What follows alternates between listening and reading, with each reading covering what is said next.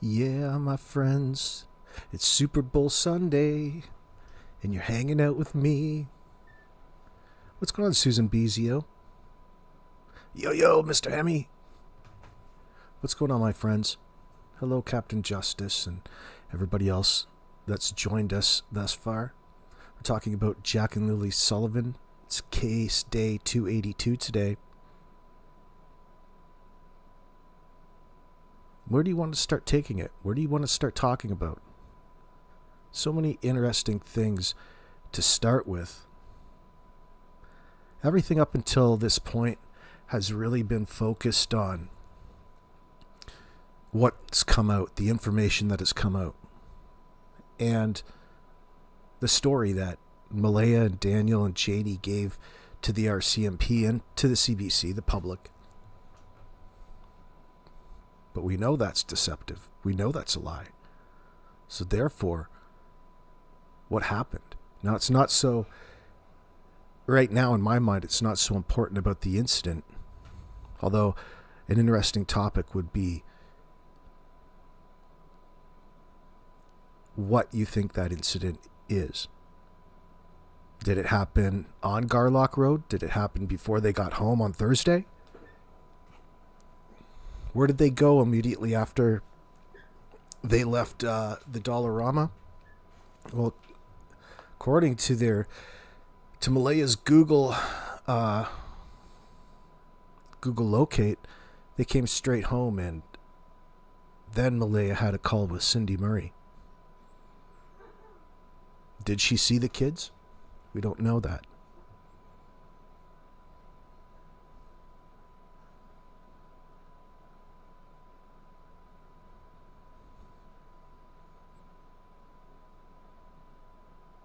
We have Malaya claiming that she put the kids to bed and went through what would be a very hurried routine. Did she not tell us that she thought Daniel was going to stay up and do some cleaning for her? Pretty sure. And when she got up, nothing was clean, so she didn't know what he had done. Now, that's an important piece because it says that there is some sort of disconnect between the two. They weren't the loving couple that they want us to believe. Hold on.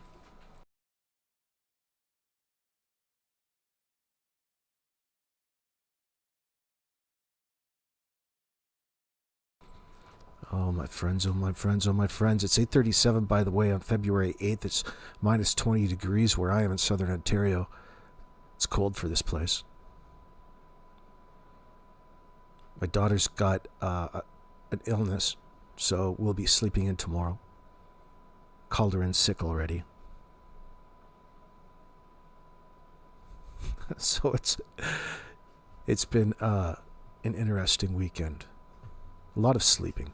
Dad's been doing a lot of cooking and tending to the ill.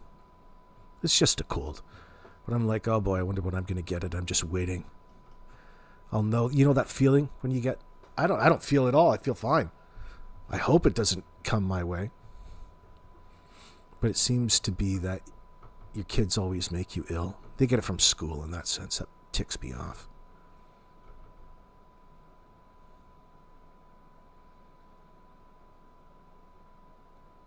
Yeah, you know what, Lynn? It's not like she's her mood's still there. Like she's happy. My daughter's happy, and as a child can be, she's laughing, carrying on, giggling, but she doesn't. It's not taking anything away from her. It's just like all of these. It's just I guess a runny nose, I would say, sniffling, coughing, snorting things up. Chewing on all kinds of blankets, clothes. I don't know how many tops I went through yesterday. It drives me nuts. Drive me nuts! Actually, I gave her a little bit of... I gave her some of that medicine last night. NyQuil. I gave her some NyQuil last night. She's 18 now. She's an adult. It just makes her squirrely. I should have given her some Neocitrin. I always like Neocitrin when I'm under the weather, that hot lemon in that sense. But there's something else in it. It's probably just a bunch of nonsense sugar, something that'll give me a cancer eventually. But I still like it for whatever reason. What's going on out there, Vivalda? Are you confused? This is a live stream now you're in. How many comments did you leave me? You left me a couple of comments. You're all confused. Listen, honey, Vivalda, those are just highlight videos. So not everybody has the time, and people bounce in and out. And, you know, when somebody's live, you don't always get the point. You don't always get everything. You don't always listen to everything. So I go make like a highlight video afterwards of like 2 10-minute segments from the entire 2.5, 3.5, 4 hours, and then upload it as like a highlight video. And you can find the live stream in the description. That's all it is. You're probably looking on your phone, wondering what in the hell is going on. The trick's in the wording, though.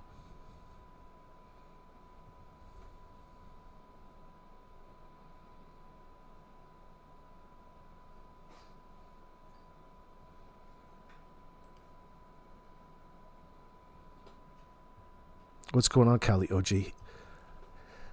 Some zinc and vitamin C and some stuff? Yeah. We'll be fine in a couple days, I'm sure. Now, we had garlic today. Bonza. We had fresh garlic in her. I chopped up like 4 cloves. Damn it. We had some garlic in our beef today.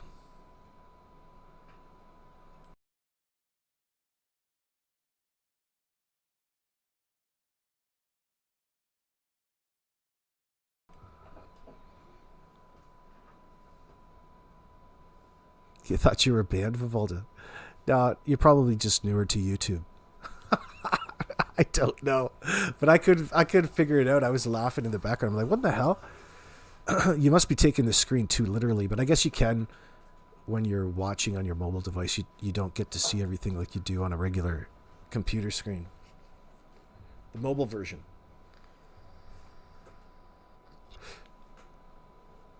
Your great grandson has the sniffles and scratchy throat. Says, Grammy, I want popsicles. Oh yeah, that's a good reason to eat popsicles and ice cream. We had some of that today too, didn't we? I tried that cotton candy flavor, which is very fruity of me. I never really used to do that, but thought I'd try something new. Tastes kind of like cotton candy, but I'm not gonna buy it again. It's not my fave. I like nuts in my ice cream.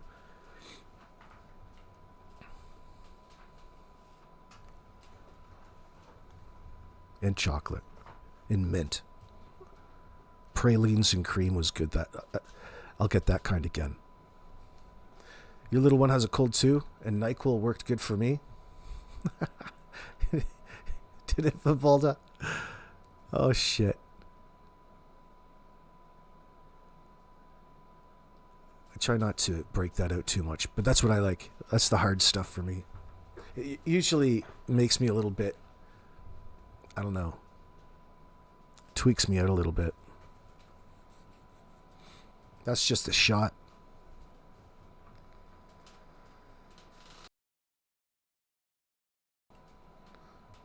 Oh, this is an old one, Robin. This is an old screenshot from Danny way back when. This isn't anything new. That's Danny saying to one of the individuals. Remember, he's got all of his many, many fans that come to him and talk to him. I believe Jack and Lily are alive, hence the reward of 150,000. And my belief is no one that's involved is a murderer. Incomplete sentence, of course, but kind of get what he's saying. Very weak assertion. What is it you're saying there? Liz Nova. Are you in London, AB? I'm originally from Woodstock. Yeah, I'm in London, Liz. Snowed in here downtown. It's horrible.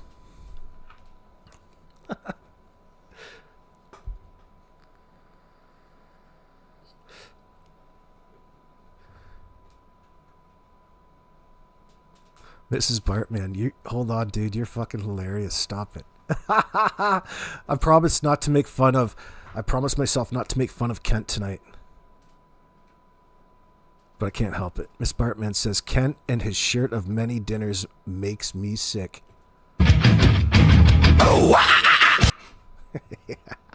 Oh, yeah. That drives him right mad. Representing all the people of Pictou County. Big deal. I'll say it however the fuck I want to say it. How dare you discriminate against my pronunciation? You're from Sault Ste. Marie? Crime Science? I like the Sioux. Can I...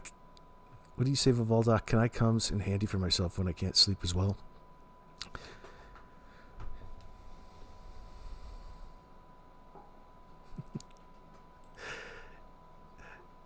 Bonzi, at 150,000, just if they're alive, Daniel is a douche. Well, he's trying to associate anything in the case with him being, innocent of something. Oh no, nobody's a murderer. Don't worry, everybody. Cart before the horse with this guy at all times. Dude needs to learn what an effing salad is. Who is this, Norbeaster? Who are you talking about? NyQuil comes in handy for you as well sometimes when you can't sleep. Yeah. Keeps you asleep, I've noticed.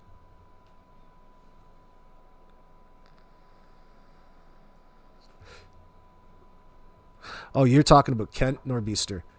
Holy shit, dude needs to learn what a fucking salad is. It's not about his weight. We're not trying to shame him for his weight. He's just a straight douchebag. That's very generous of you, Vivalda. Thank you, darling. He's just an asshole. Since when was the word awareness anything but an umbrella term to hide behind with your little grift? You got to get out there. Oh, you're representing the people of Pictou County. I'm sure they'll fucking thank you. Especially at this point in time. Salad, let's not be picky here. Simple human hygiene. We aren't trying to dictate his life. Just make it tolerable. That's true, though. Dude be living like a goddamn ogre. His continual trying to prove his innocence just makes him look more guilty. It's been all about him since day one, says Bonza. It's a great observation. You haven't forgot. Yeah, he has. Yeah, he has. So,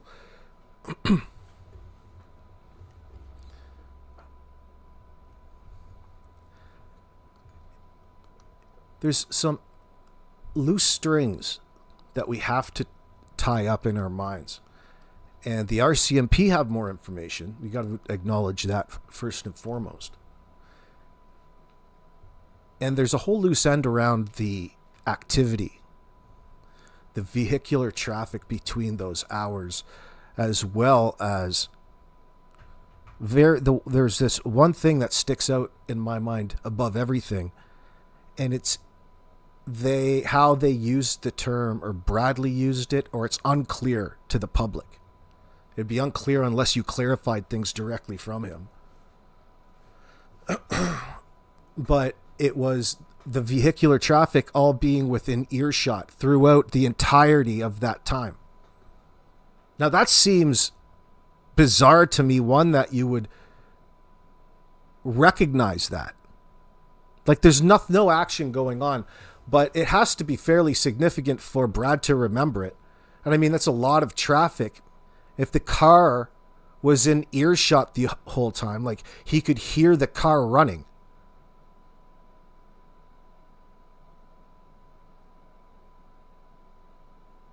Or what is it he really meant? But that's how it was portrayed. That the vehicle was within earshot this entire time.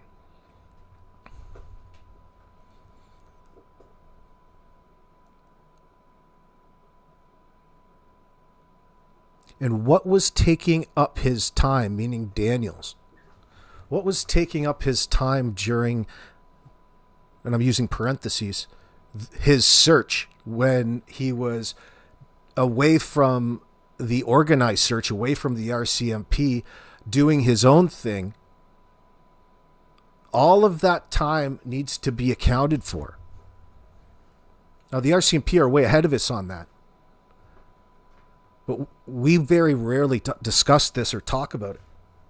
And that's where we need to start discussing. You're certainly not going to believe this asshole. So what was the purpose of being and leaving your communication device? Well, we can answer that for ourselves. We know what we're posing the question. What was the reason he was searching without his communication device? Where did he go?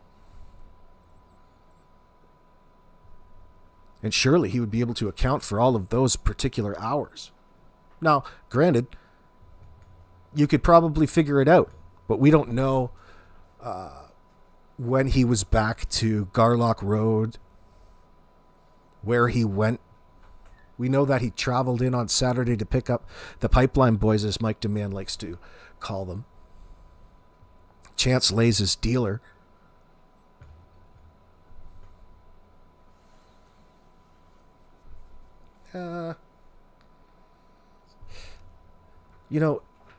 We don't have to incorporate a whole lot of our imaginations into this. And I'm not saying that's what you're doing, Bonza Ozzy.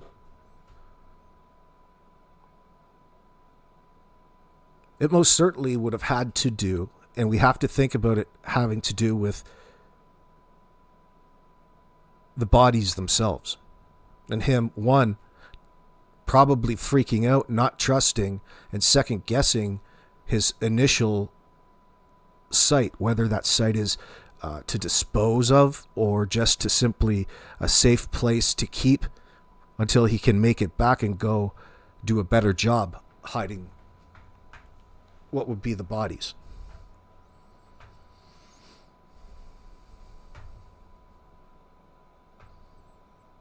Now, you'd think that there wouldn't be a whole lot of individuals in on that.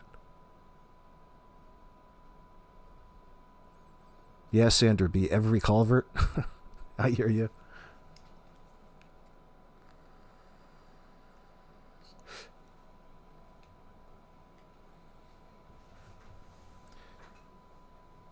It would seem to me that the safest place for a person like Daniel to hide a bodies would be of a place that he knows already.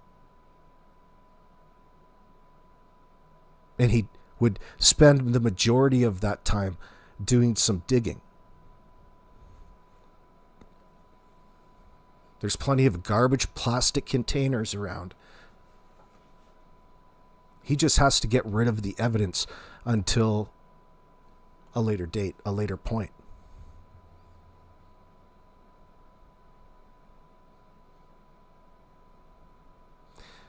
And for a person who's trying to protect and get away with the crime, it's very difficult unless you have access to a boat in a deep water harbor to go and be satisfied with your method of disposal that it's not going to wash up on a shore at some point in time in the next month or so. That's a possibility that he disposed of him in the ocean, but I just can't. It's not my first choice anymore at this point. I'm open to it, although I want more information. But a person like Daniel, to me, he has to, and he would know a good spot where he could just go back and just dig down and dispose of it, or go away from Garlock Road and put 2 small packages in a construction garbage container. These sort of things.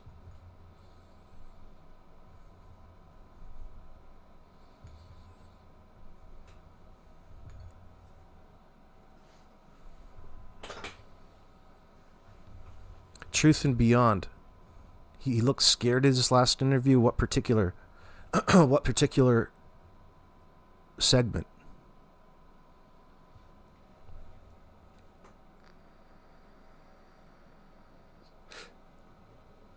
Cali OG hip. That loud car, the black Kia Rio, I bet was burned up in Kent's garage fire. Strong possibility. Definitely a strong possibility considering all of the pieces of shit that he has hanging around there. Could be any one of those could have been in old Kent's garage fire. Absolutely. Probably used Durwood's fucking vodka. Let me borrow that vodka, Durwood.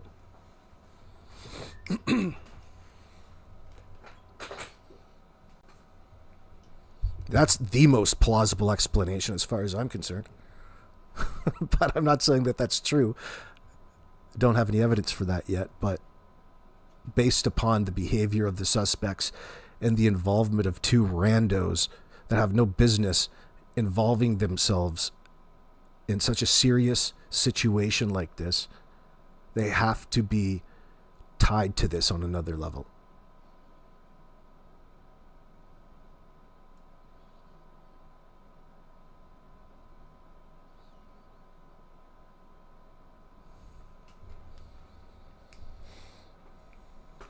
Mrs. Bartman, he wouldn't have given anyone dignity. It would have been all about Daniel. Well, I think that, yeah.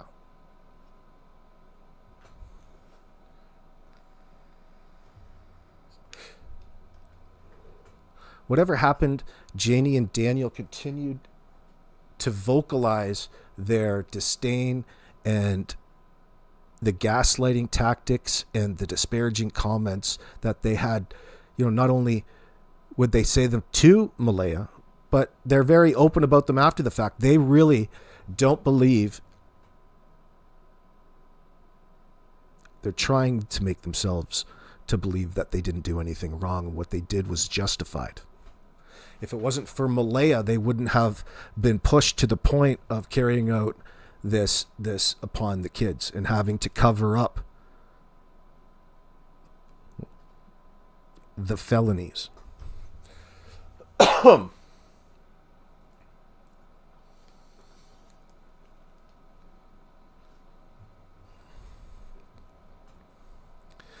Well, Vivalda, I'm interested to know why, in the beginning, Malaya told the responding officers about, maybe it was in response to a question about where else could the kids be, something along those lines, but it's not clear. But she mentioned Barney's River, okay? There's a place where she mentioned Barney's River to the police in that conversation. That would suggest to me, no matter what we don't know, and there's all kinds of things that none of us know yet about that particular back and forth, but it stands out to me because at that time she brought up Barney's River. Now let's just say for a moment that she was being manipulated, we know that she was being manipulated. And the police officer in the moment was picking her brain as to where else she thought, away from Daniel, the kids could be. And it's a piece of information that might be significant. We know he was in that area to pick up Chance Lays. We know that he frequencies that route because old Danny and Malaya had their first date on Long Beach or Big Beach, that Big Island Beach. That's on the way to Barney. That's Barney's River. Barney's River, Little Barney's River, come out right around where they had their first date.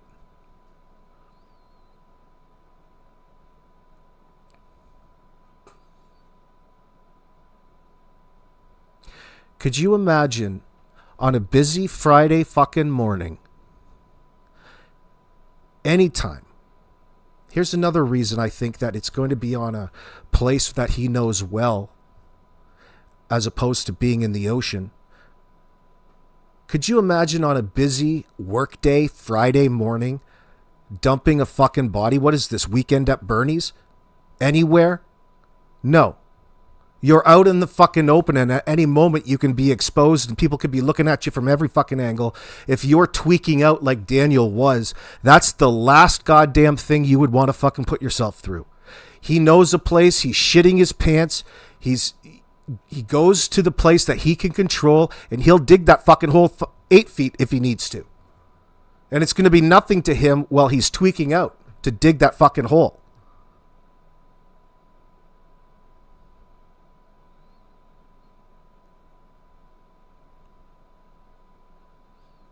The question is, where the hell's the hole?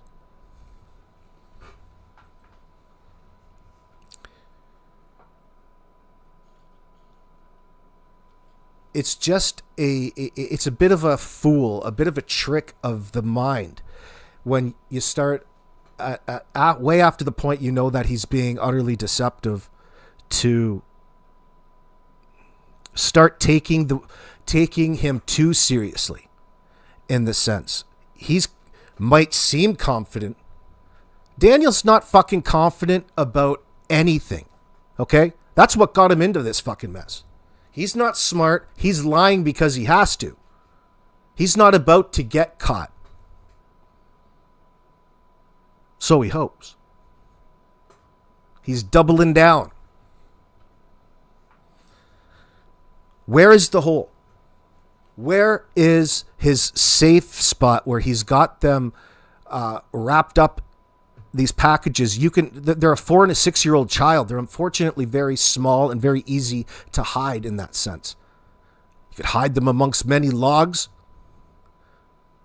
The choices are endless, unfortunately. By the way, you guys, thank you very much, Debbie Massard, for the 10 euros. Very much appreciate that. You guys watching the Olympics, let me know. Joyous, you're very generous, darling, with your $10 super chat. Hugs and kisses to you, darling. Thank you.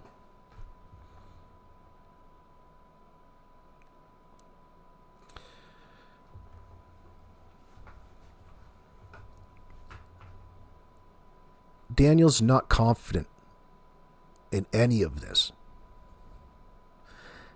Daniel's not confident. It doesn't have confidence, and it's a trick in the measure to go off what he says in front of the CBC, especially about the canines not find anything. He's always referring back to his own Garlock Road residence. We're certain whatever incident took place Thursday after they got home or on their way home, sometime during the evening, there's a big open gap there where nobody really wants to speak up for. That is probably the biggest tell of them all. Where the people that last saw the missing children and whom they pretend to care for refused to fill in the timeline from 16 hours previous to when they called the RCMP.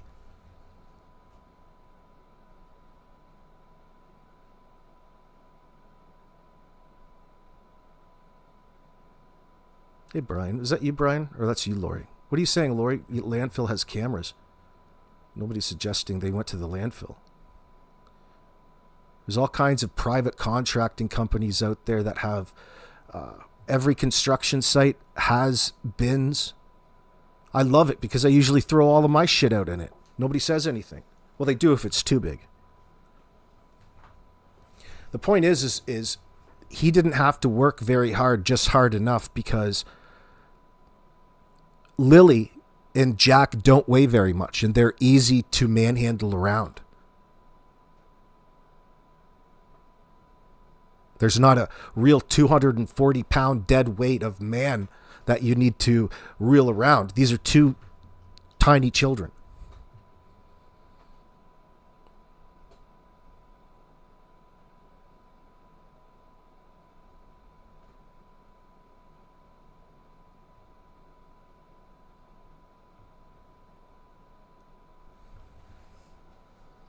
Carol Johansson, his mathematics give him a false sense of superiority. He thinks he's much wiser than he is. I don't even bring that up. No, he's a dumbass. All right? He's a fucking dumbass.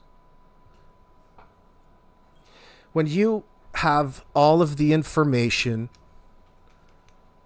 no matter what it is, like it or not, technically about that particular thing, you are the smartest guy in the room at that point in time. That's part of the pleasure he gets, and it manifests through his duper's delight. That recognizing that you have all of the information that other people are seeking gives you a sense of control, a sense of confidence. When you recognize it, you can filter it, control it, sanitize it, pretend to help. Can't you, Ken?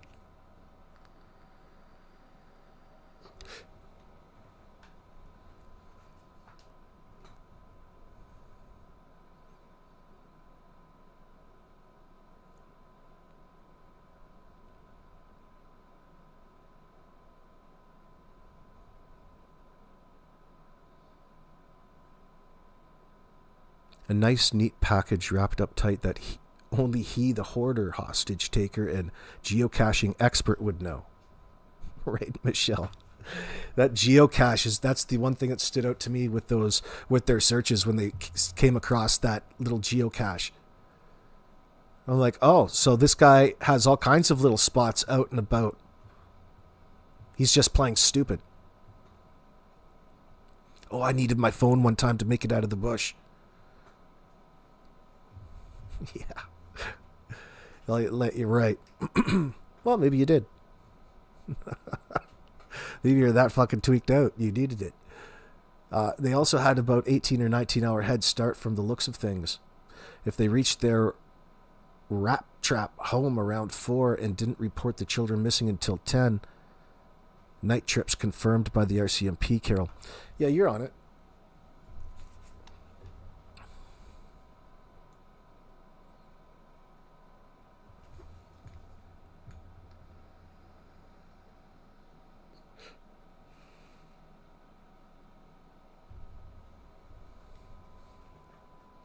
You talking about egomania?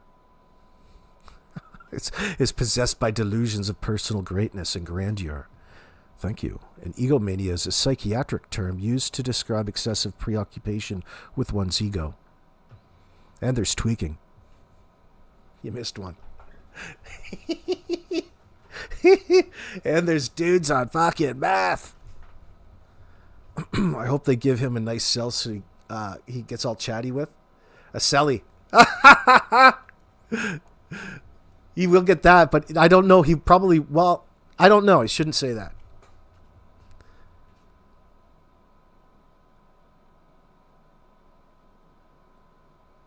It'll be a cakewalk for Danny in there. It'll be pretty lonely.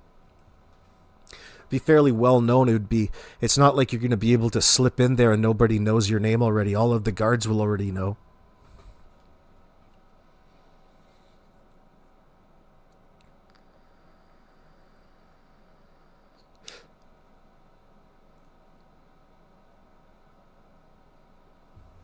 Yeah, he'll be in protective custody. But still.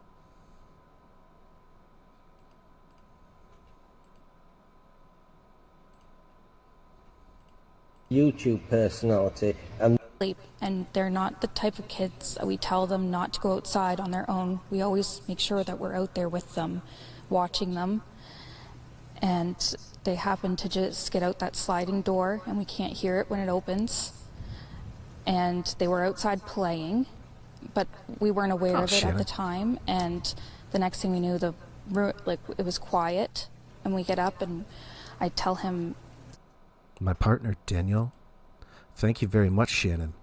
I appreciate that, darling. That's so generous of you. This is Adventures Underwater UK.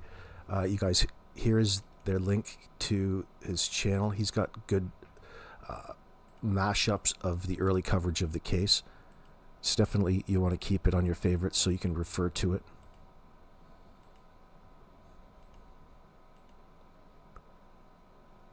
my partner, Daniel, I tell him, do you hear the kids? And he says, no.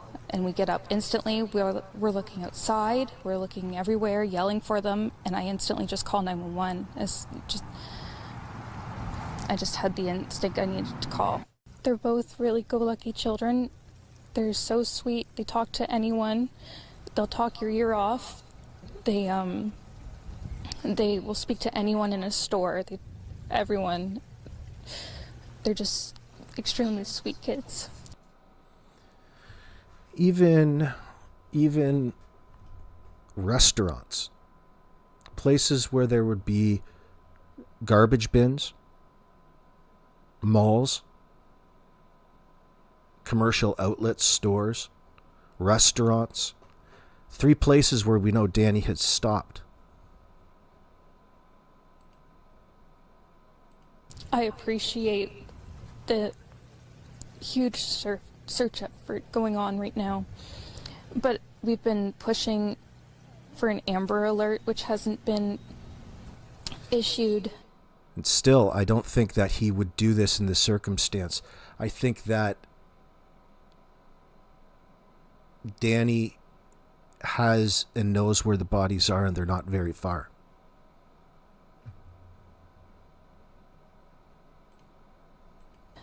Not just that they could possibly be abducted, which it is a possibility that they could have been, but just an alert to let everyone know that they are missing. We had people text me saying that they weren't aware someone else let them know that they were missing, and it would just be nice if everyone could be alerted. We thought maybe that we found tracks, but it's still uncertain.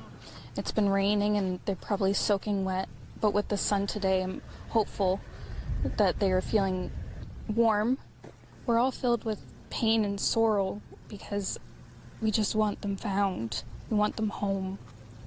Everyone loves them. They are definitely verbal, and they do have possible autism, but it's not extreme autism. It's just they have issues with school, and they don't catch up with the other kids. So another lie right there. She knew that while she was picking something out from the children's aid to focus on rather than what the actual problem in this situation was, and it was severe neglect. Without a doubt, at this point in time, we can say that. For months, people were tiptoeing around that. They were giving her the benefit of the doubt out of courtesy. So this is another significant thing to hold against Malaya, who's still in my shit list right now, with that lie specifically. Wiley B, DM capable of shake and bake? Yeah, I think he is. He's capable of it, but I don't think that he was necessarily doing it because he's too much of a user and buying it's cheaper for him.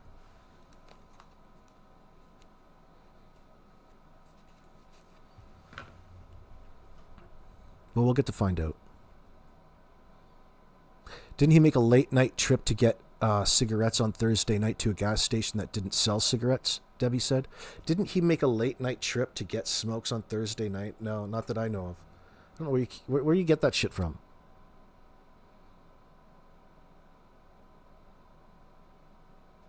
Not according to any of the paperwork, not according to him.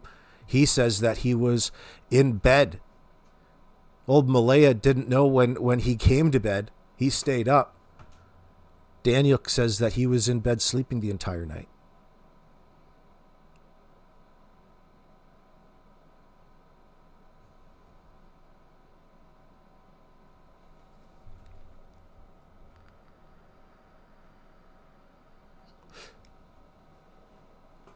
Yeah, Bronzozzi, Callie, I agree, and it was probably Daniel telling her that they were autistic. Could be part of the problem. But she's fucking stupid in that sense. Like, what is her problem?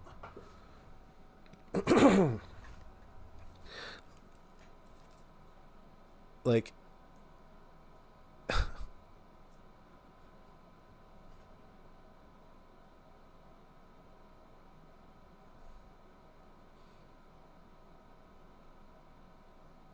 like, she's dumb, but she's not that dumb.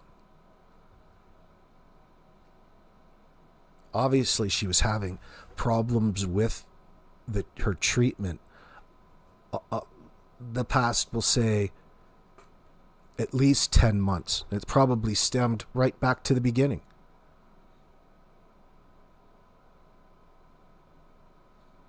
But for 10 months, no doubt. Because of what Wade said and their attempts to go and pick her up only to be told that she's staying now.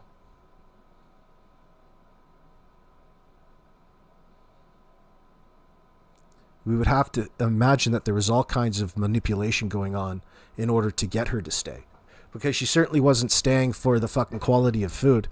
She wasn't staying because she liked the home. She would miss the pool too much. What about the fucking sauna and jacuzzi here? Oh, you mean the 5-gallon pail Janie shits in? The holes in the floor? The hoarder, cluttered, messy insides?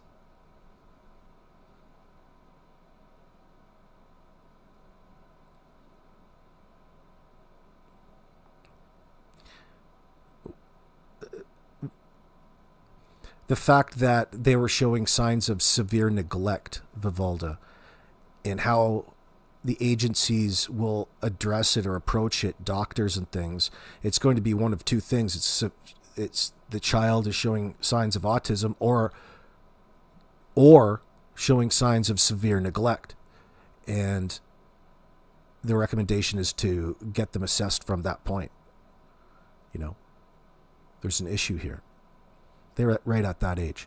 But in this situation, Vivalda, without a doubt, you can see the conditions around the home. You hear the attitudes. You hear it all. There's no question in my mind that these children were severely neglected. At the very least. Actually, a lot worse, because we're talking about how severely neglected they were in light of them being dead and unalived, red-rummed.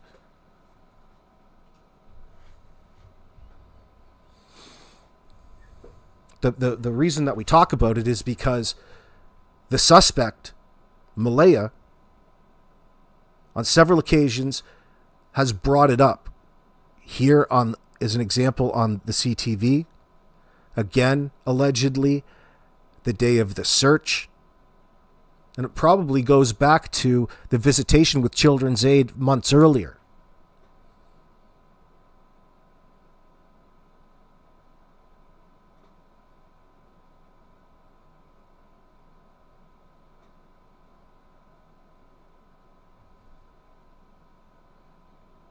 Also, showing the signs of physical abuse at home because they didn't keep up with the other kids in such an easy classroom because of how antisocial that they were being made by way of having to deal with fuckface Daniel.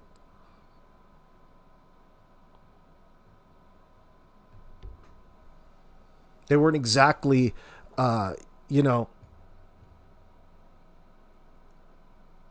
probably weren't very outgoing or respecting the rights of others in that sense.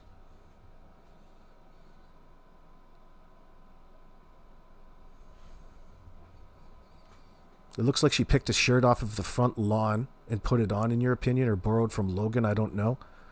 Oh, that's a Temu Hello Kitty shirt. It's probably cheaper buff. Looks like somebody grabbed her by the shirt and was ripping her around in it. Like she got into a fight with it, a brawl. And it's all fucking stretched out and then gone through the laundry again. Like it never regains its original shape. You ever get into fights with t-shirts? They get all fucked up. That's kind of what her t-shirt looks like.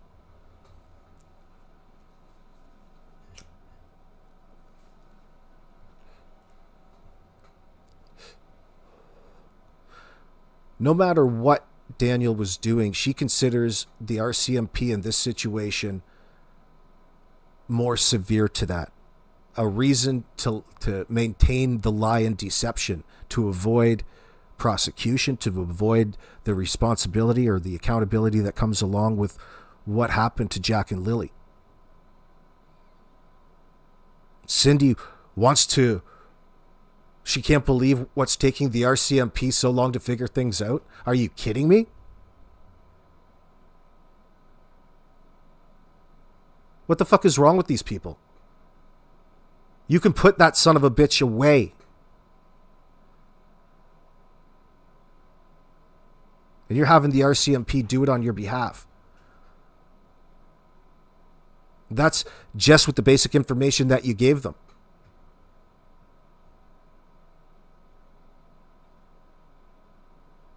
Anita Benita 2107, Jack and Lily were probably stressed and full of anxiety and fear all of the time. That's what I mean. Because dumbasses DM, schools should be safe, but not the only place children should feel safe.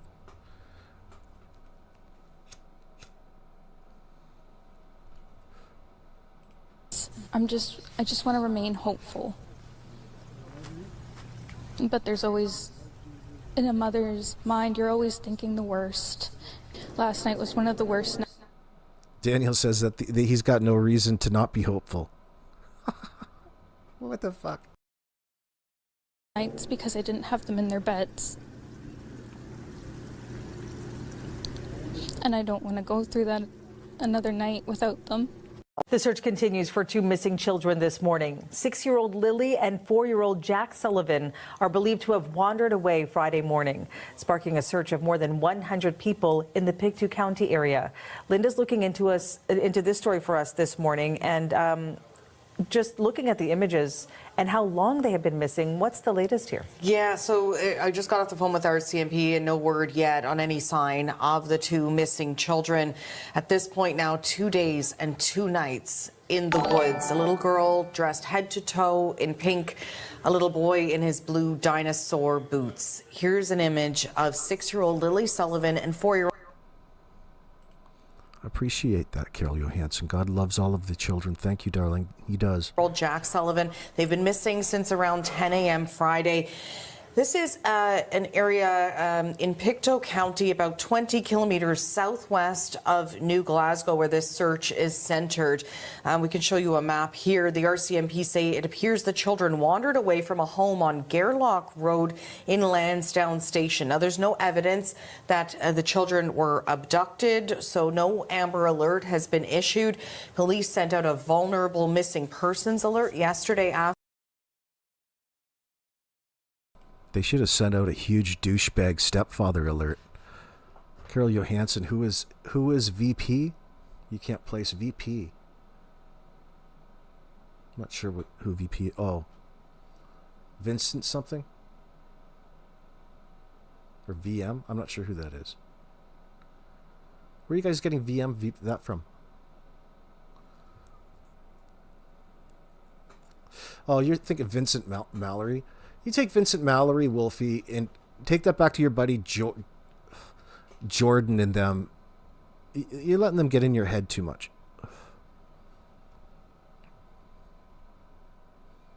Don't be listening to those fucking idiots.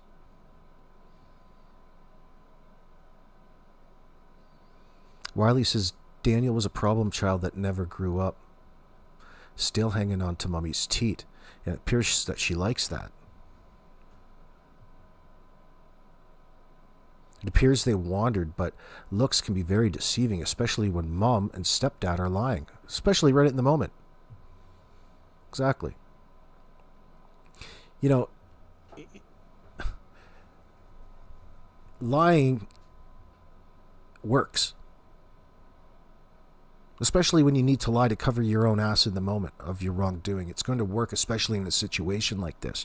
When I say work, it's going to buy you more time in order to get that distance that you want so badly away from the height, the escalation from the night before in this circumstance.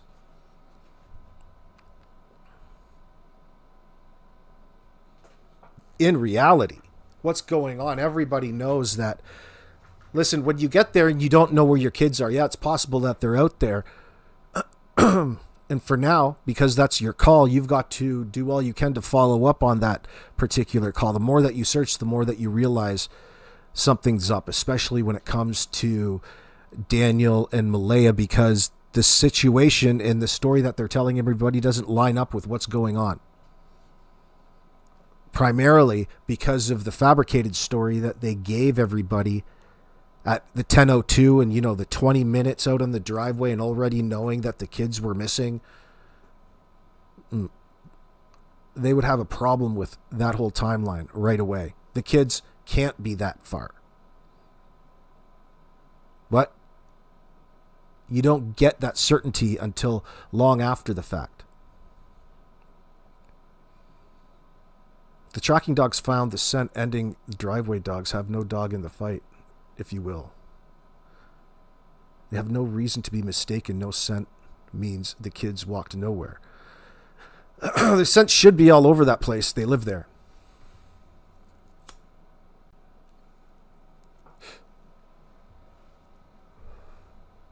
Of course, they're looking for the freshest scent.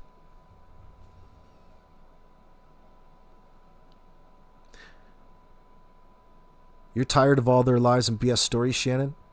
I'm about done with it as well. So are the cops. DM is the type to do and say whatever it takes to make what he said appear to be true. Some people fall for it. Well, he's in this situation. You can see the stress that this deception brings, Daniel, in front of the camera. You can go over it 1,000 times in your mind, but it sounds stupid every time that you open your mouth, Daniel, in front of a camera. All of your weak assertions, circular talk, distancing, avoiding. The only thing that a person is lying over, the reason for the lie in this situation, is because of their culpability, because they're responsible for whatever happened to Jack and Lily. And that's indeed what's happening here.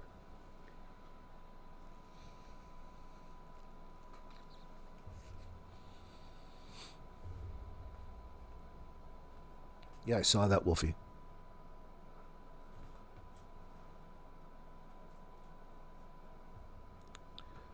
Saw that. Think about all of the calls that come from that moron Durwood and Kent and all of that. All of the things that make it, all of the things that they can sit there and make up, and individuals in the area that they don't like, they can pull in and, call up the RCMP and tell them a contrived story in that sense and get them looking in areas that have nothing to do with Jack and Lily in that sense. Now, they've probably taken up most of their time doing that or getting other people to do it on their behalf. That's another reason why it helps them to come out and be involved in public discourse.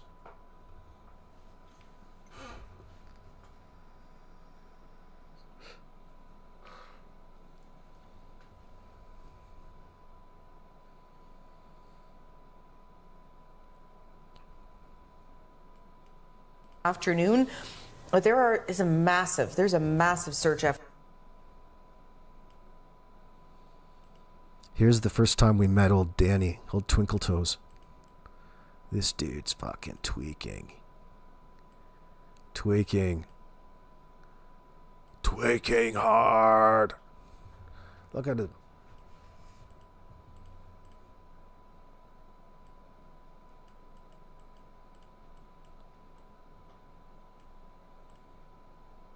Vehicle, surveyed all the areas, many dirt roads, many culverts as it could, and waited for the police to get there.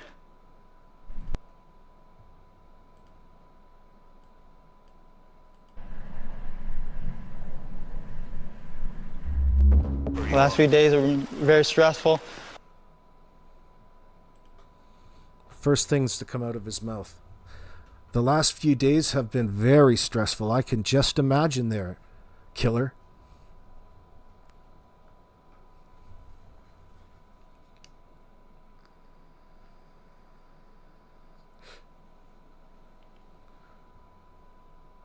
Maria Valverde Boutier.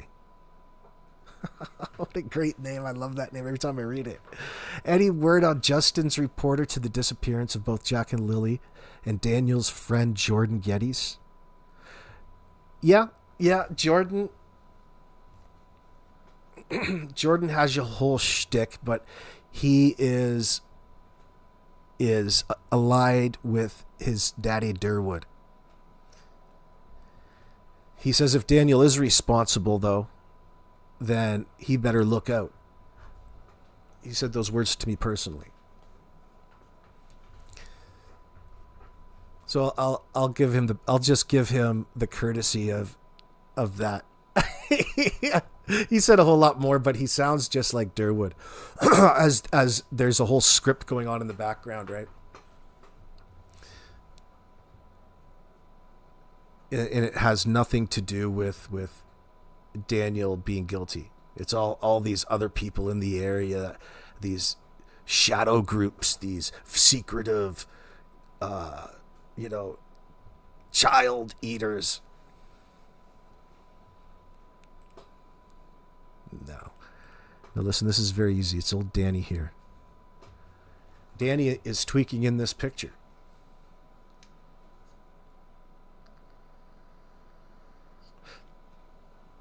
The last few days have been very stressful.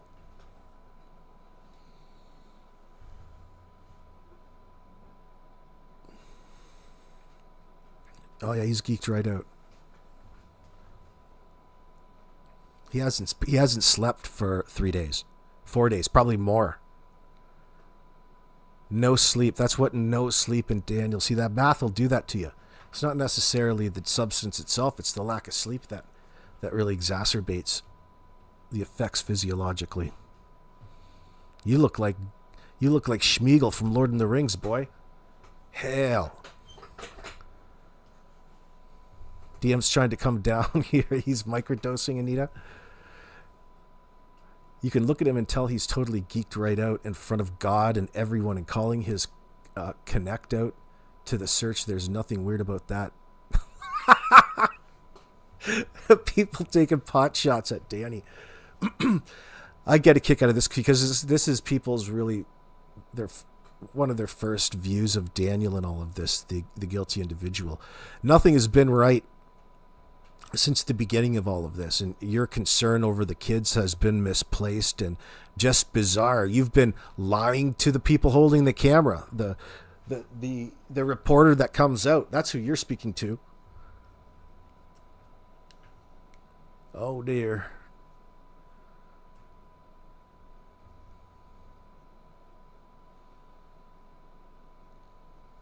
Helicopter Grammy, you don't know how late you are? Your husband's watching the Super Bowl, LOL. Yeah, tell him to screw himself. We're having more fun. No, there's nothing wrong with the Super Bowl. It's cool.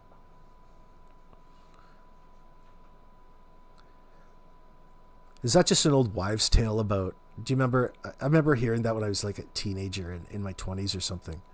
About Super Bowl historically being a very busy time for domestic violence, or what we would be referring to as intimate partner violence, IPV. Now, I should almost Google that. It kind of sounds like it would make sense, but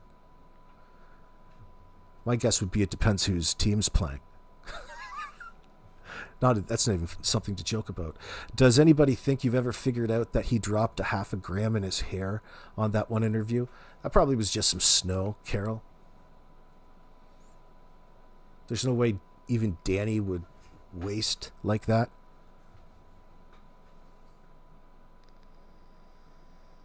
Although it is funny to laugh about. Daniel's got a whole lot more going on here than just the things that he's talking about in front of the camera. They call it cognitive load in behavioral analysis, I believe, in psychology. That's it. Yeah, Super Bowl has a lot of violence associated with it, especially depending on who's playing. Everybody gets hammered lots of times. There's huge rivalries. They've been some bad things, some Carol.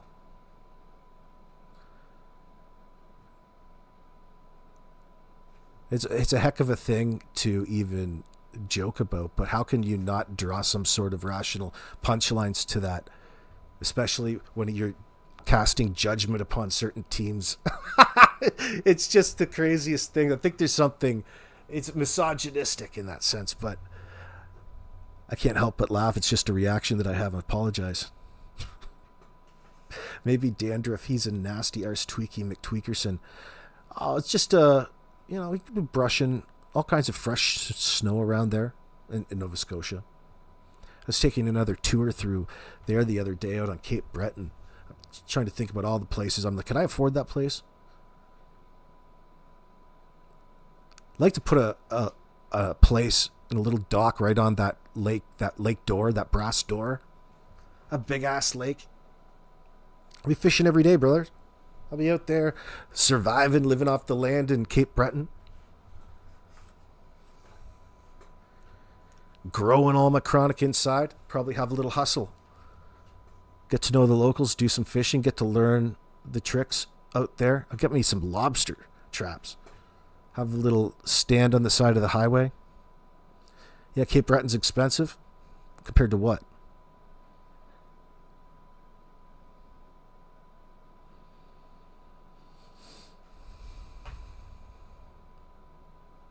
Oh, yeah. I was even looking at Labrador. I'm like, where the fuck could I go out that would be crazy just to move? The problem is with all of that is you need an armed guard because of the polar bear. I'm not about getting fucked up by a polar bear. But it never seems to fail. Every time I'm on Google Earth, I'm always looking at these weird places in northern Quebec and Labrador. Shit. Like, I'd have to literally arm myself for bear and take hired hands. That's not fun. I can't do that. There's all kinds of really cool places that are like right on the coast.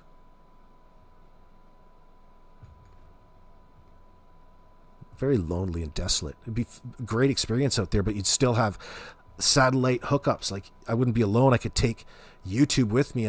You could make a show out of it in that sense. There's so much to do for a person that doesn't have to live there and deal with it all the time, I'm sure. It's not quite that easy.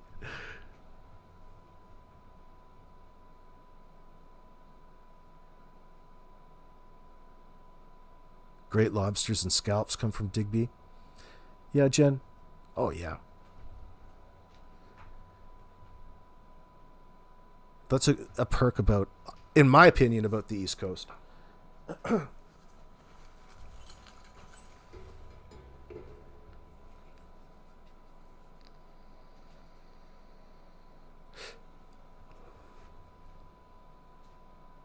You've been thinking about the same thing, and apparently Uruguay is a great place. Yeah, Vivalda? Yeah, it's definitely warmer than Nova Scotia. Fuck yeah. I'd be scared, though. Something will fucking happen. Something crazy will happen. Yeah, I agree with you. I'd rather be down there than in Cape Breton, no doubt. But hold on for a sec.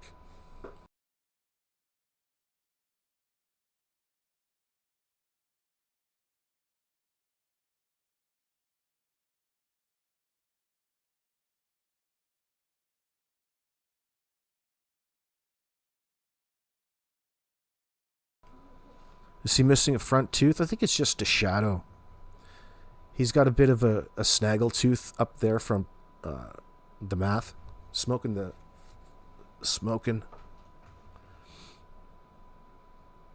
One moment, please. I mean, ever since the Friday morning, when we noticed that the children were gone, immediately jumped in the vehicle, surveyed all the areas, many dirt roads, many culverts as I could, and waited for the police to get there. So again, this search began with family members and has now expanded to dozens of search and rescue volunteers. About 160 people were on the ground yesterday. There were dogs brought in to try to catch a scent of these two children. There were 8 drone units in the skies searching, as well as a couple of helicopters as well, each one of them equipped with infrared sensors and cameras looking for these children. Now, we heard from police talking about some of the challenging conditions and logistical issues that they are running into with this situation, with the kind of the situation on the ground. Here's what police had to say about this search. With the wet weather, it makes things a little more complicated for our searchers. Given they're in the woods, it's wet, things are slippery, footing's not the greatest. It's the water's it's not the best, but they're still trudging through and they're still working hard at doing the job that they have to do. Again, we know that 6-year-old Lily Sullivan and 4-year-old Jack Sullivan went missing on Friday morning. That is when this search began and when the family reported them missing. And again, the search has been ongoing since that time. Heather. Brett, I'm sure people following the story closely, those who are close at hand in terms of proximity, what can people do if they're trying and hoping to help? Yeah, folks might think that, hey, I live nearby, I could hop in the car and go and search through the woods. I can help out as well, but that's not necessarily what officials want. They say this is a very coordinated, very organized search. They know where each one of the crews are. They know the areas that have been searched already and the areas that they are now focusing on. So advising residents to not just drive out and try to help out with the search on their own in the woods. One thing that people can help with is searching their own properties, looking in ditches, culverts, sheds, or any other possible hiding area that these kids, that these children may have used for shelter. That is how people can help. And again, we know that the temperature has dropped a little bit overnight, but we haven't seen below zero temperatures. So again, these search efforts are continuing now, beginning their 4th day of searching. Heather. Brett, that's important information. Thank you so very much. Brett going to be keeping us right up to date. They took their boots. That's pink boots for Lily, blue boots for Jack, with dinosaurs on. They took their boots. As a person who doesn't know what the hell happened to Jack and Lily, how can you be so sure that you're sure that they took their boots? That's something that you claim to know. It seems contradictory to me.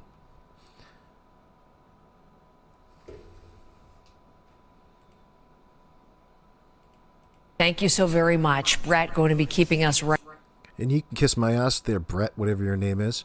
It was sub-zero 2 days before that, the night that they were missing, the night that they went missing. Right up to date. They took their boots. That's pink boots for Lily, blue boots for Jack. I had to blame the victims. This is a victim blame right here. Kabang, kabang.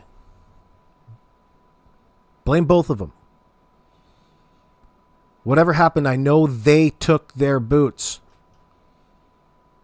Danny, how are you so sure that they took their boots when you don't know what it is that happened?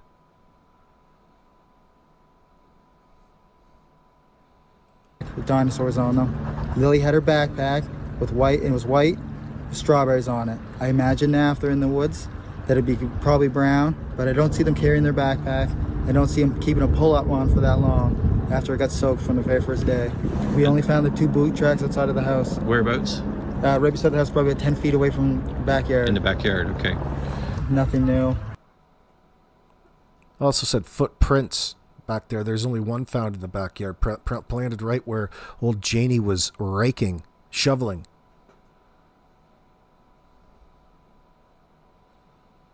Carol Johansson says somebody took their boots, but if you were being truthful and the children had actually left on foot, he would say they're wearing their boots. Well said. Other than the helicopters are still in the air, and they had dogs. They took around the dogs today, and as of last night, they had 8 more drones going up with infrared. I urge the public to come out if you have anything, come out as fast as possible and get it to any detachment or... You don't even know what you're saying, dude. Come out with it as fast as possible. I encourage the public just to come out. It's somebody else's fault. Somebody's done something to us now. Kids took their boots, but now, if there's any information out there, come forward as fast as possible. With your hands up. What are you, sticking them up?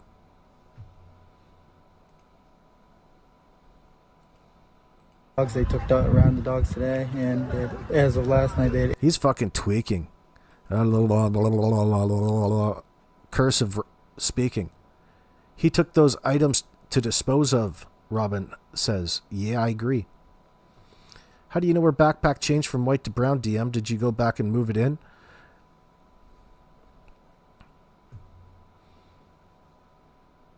Coop, where's a picture of the confounded backpack? I've never seen it in any pictures. Oh, he's just thinking of something to help his cause in the moment.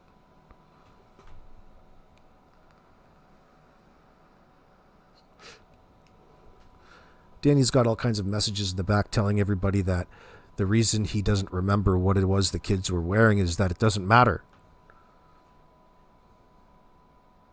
8 more drones going on with infrared. I urge the public to come out if you have anything, come out as fast as possible. Here we are. Fast as possible, asshole. Wasn't there a pair of muddy boots by the back step? Yeah, no truth. Who knows? Nothing that has to do with Jack and Lily. Now he's saying to stop reporting to the RCMP. Yeah, he said that before too. You come straight to him and he can straighten you out about the facts of the case. DM got some Temu teeth replacement for the other interviews. Probably went and had a quick 6 hours nap. Maybe some food. Bologna sandwich. Old Janie had it in her tickle trunk. Miss K says, so sorry to hear that. My Carol's sister, I'm so sorry to hear that too. I shouldn't read that. Temu veneers.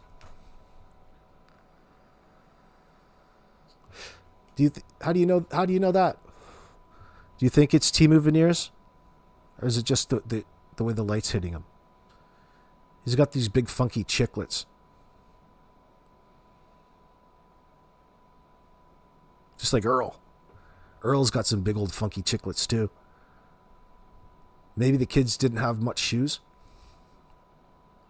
Oh, well, that's an issue too. Now, all of a sudden that they were properly dressed. The only thing that they're wearing is rubber boots. Oh, I know they took their boots. Well, what do you call the math pipe, baby? The glass stick.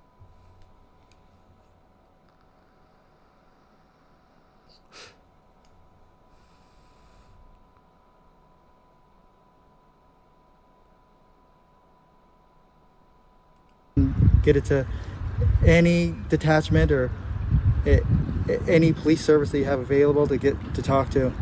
And Jack just absolutely loves bugs, dinosaurs, and anything like that.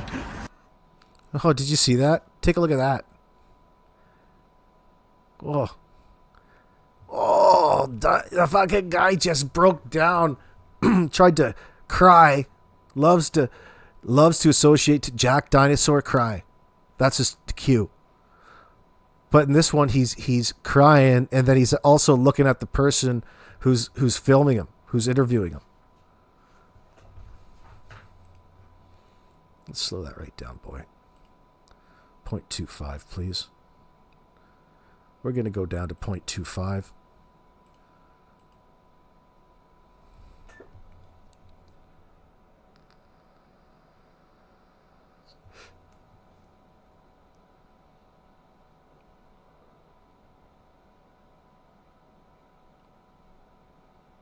Mr. Trustworthy.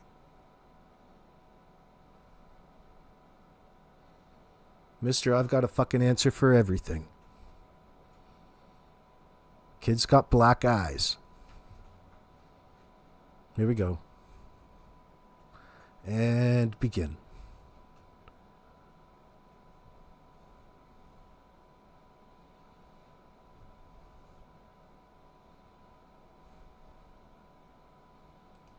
Okay, are we ready?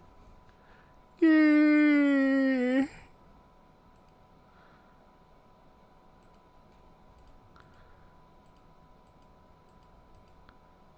Oh, yeah.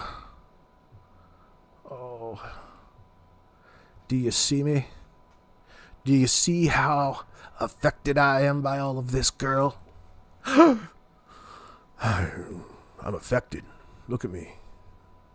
I can barely keep it together.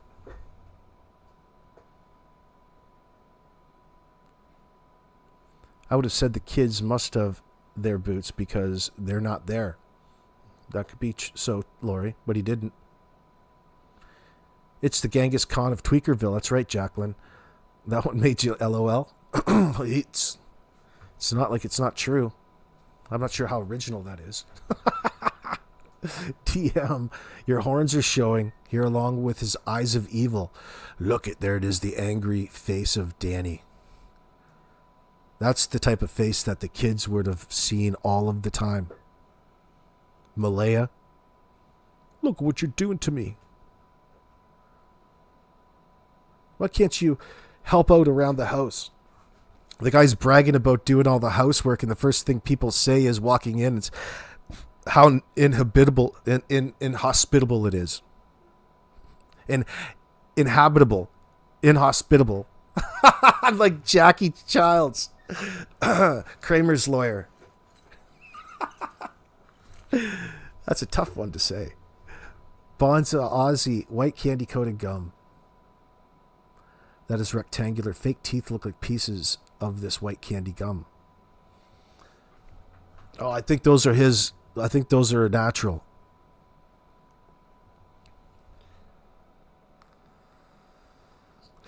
He's a definite candidate for Invisalign. Or they grind them all down to the stumps and just plaster some shit back in your mouth. It's not like you care about a healthy, beautiful smile. Doesn't matter to him. Good on him.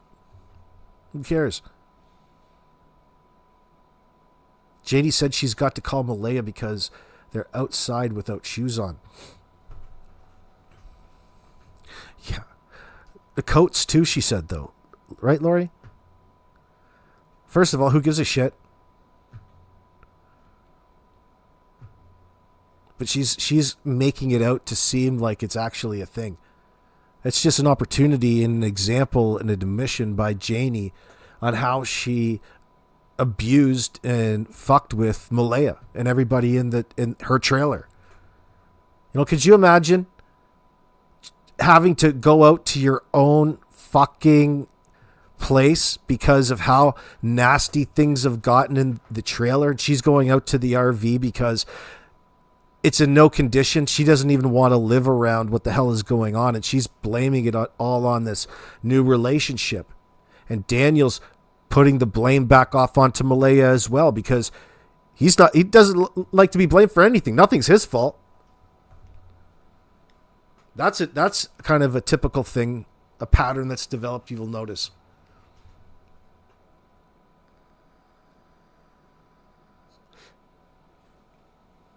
He was going to clean after he did all of his math so he makes sure he never runs low. Beauty comes from the inside, Anita. No, that's just something ugly people say. Okay. That could be true. You're setting yourself up for a good joke. He's probably listening right now telling the shadow people how mean everyone here is. Oh, fucking shit!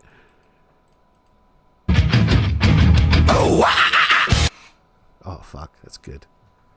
A good grandma would just go get their shoes and jackets and help them into them. Exactly.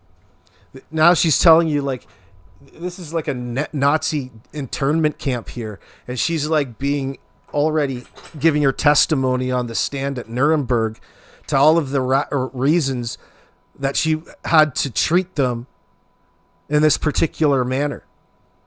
Well, what the hell was going on in there? Listen, they were tweaking out. They weren't cleaning. They were lazy and abusing one another.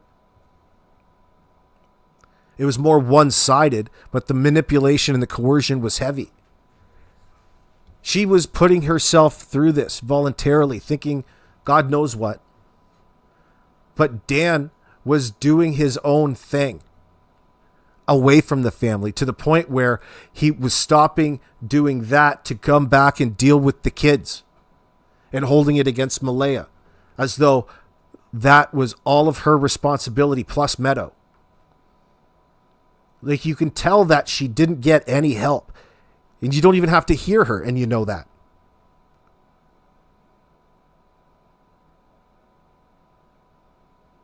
Maybe she didn't know any better. That's still not any excuse, we'll say. It's no excuse. Like, I don't want to hear excuses for the negligence that you were putting your children through at this point. You let it exacerbate and get this far. No matter what sad story we come to learn about this.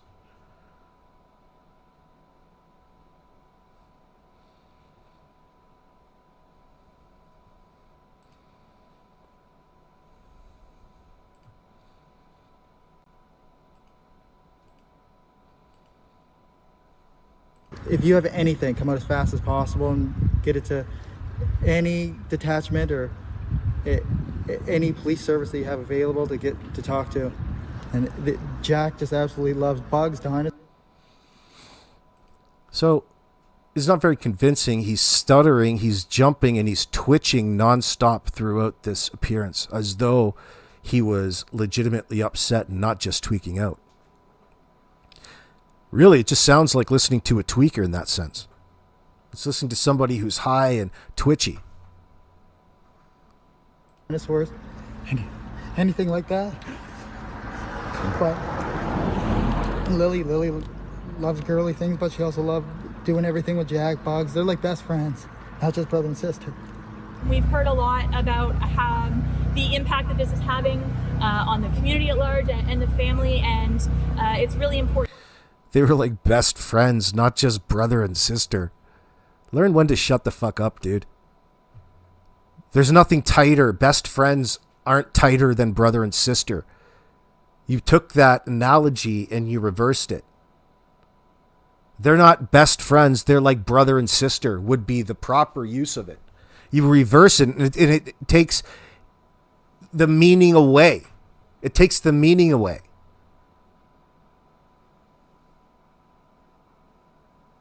They weren't just brother and sister. They're like best friends. Don't let that slip by, friends. You're undermining the natural relationship there should be between a brother and a sister.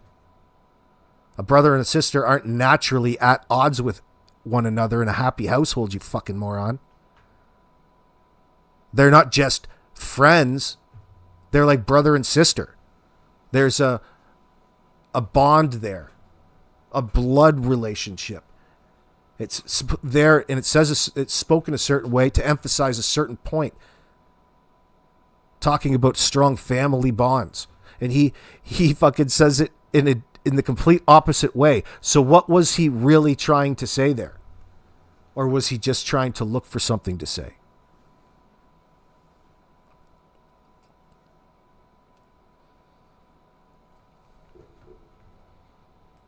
That we locate these children and get the information from the scene here and from anyone who might have information about the kids and their habits. So it's I bet you dollars to donuts that's the cop that fucking told Janie that she was going to arrest her punk ass.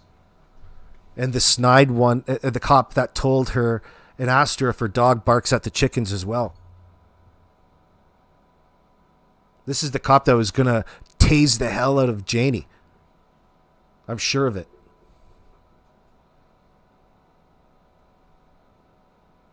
really important to have engagement from anyone who knows these kids. We're operating on a search right now to locate them from having wandered. So that's the goal that we're all working towards here. I know that all of the information that has been collected is being looked at carefully by GSAR and by the investigators and the police on scene to ensure that our best practices are followed in order to establish where the searches need to be concentrated and focused. After nearly 3 weeks and 8 full days of scouring Lansdowne Station, there's still no sign of Lily and Jack Sullivan. Glenn Brown is having a hard time wrapping his head around that. The retired RCMP dog handler of 26 years says it's baffling to him the children are still missing after such wide-scale searches that included upwards of 160 search and rescue personnel, but says officials till my throat hurt. Running through water that was up to my waist. And as soon as I got back, I wasn't allowed back in the woods until a man dressed in a military outfit said I could go back into the woods.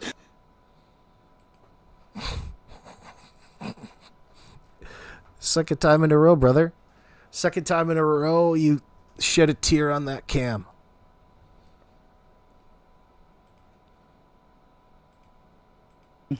Just until my throat hurt. Collected and determining next steps. Ali Thompson, CBC News, Halifax. We were searching. We covered everywhere possible. Even in the first day we did. Even with me running through the woods, I was ahead of the helicopters and ahead of the drones and stuff like that. Screaming as loud as I can. He was ahead of the helicopters and ahead of the drones. So far, that's an answer as to where he was and what he was doing, or what he wants us to think that he was doing.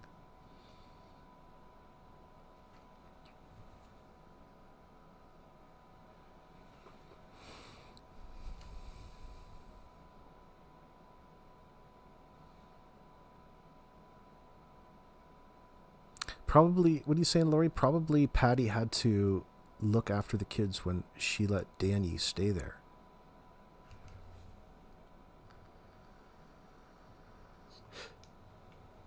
Well, I mean, I'm just imagining that, like, there's more that Patty that lives there, isn't it? Or is it just Patty?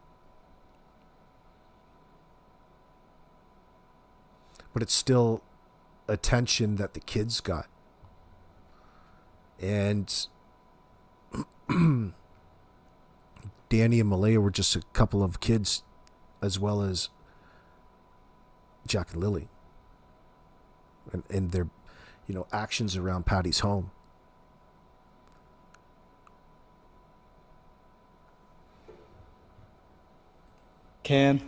Just until my throat hurt, running through water that was up to my waist. And as soon as I got back, I wasn't allowed back in the woods until a man dressed in a military outfit said I could go back into the woods.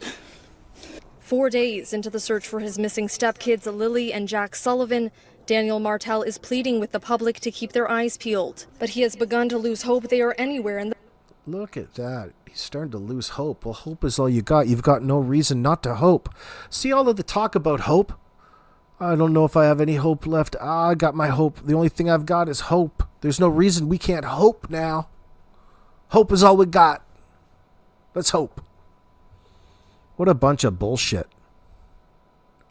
What a bunch of shit, Danny boy. What was that little arrangement that you're just standing by there? Oh, look at, you've got some pictures of the kids.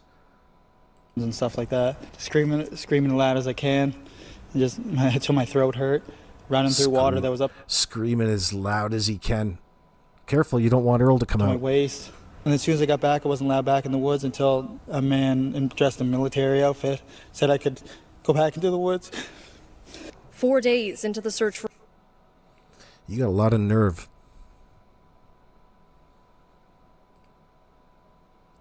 All the way up to this point, this guy's having people believe that those kids chose to put those boots on, walk out the door, never to be seen again. All while they were drifting in and out of sleep. And then begin to contradict and say that, no, that's not exactly what happened to begin with. So nobody really knows what happened, and they don't want you to know. They have all of this information that they presented, helps them out in the moment, only to go on and contradict themselves.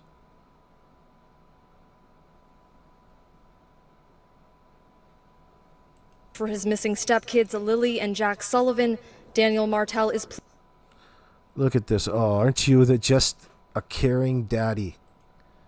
Look at just what a caring daddy old Danny is. Here, get me on camera holding these pictures just like this. I'm going to get my friend Kent up here, start raising some money, and we're going to make some signs, to spread some awareness.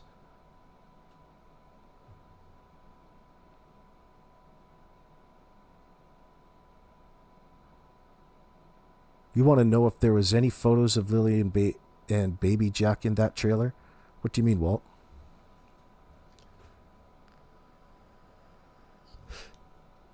You're going to get to see the inside of it from the RCMP body cams.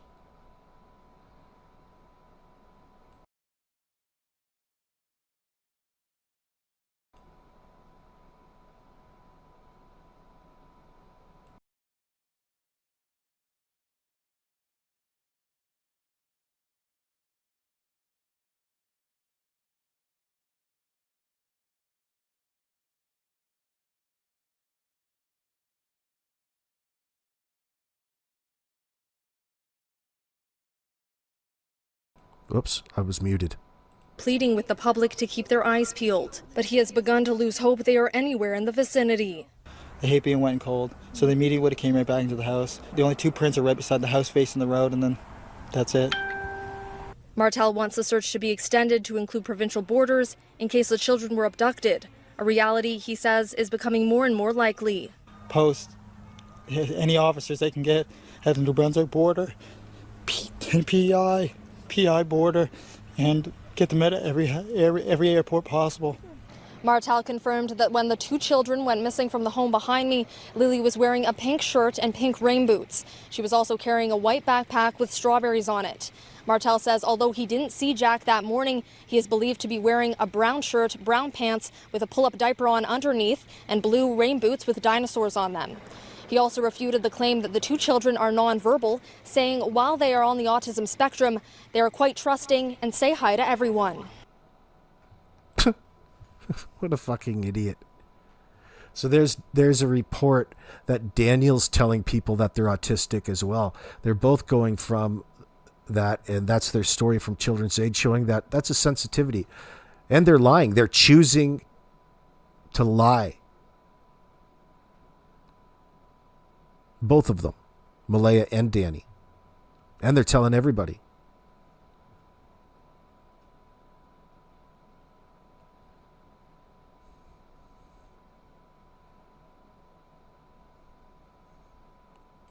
According to Martel, his side of the family are currently the only ones at ground zero after Lily and Jack's mother left the county Saturday.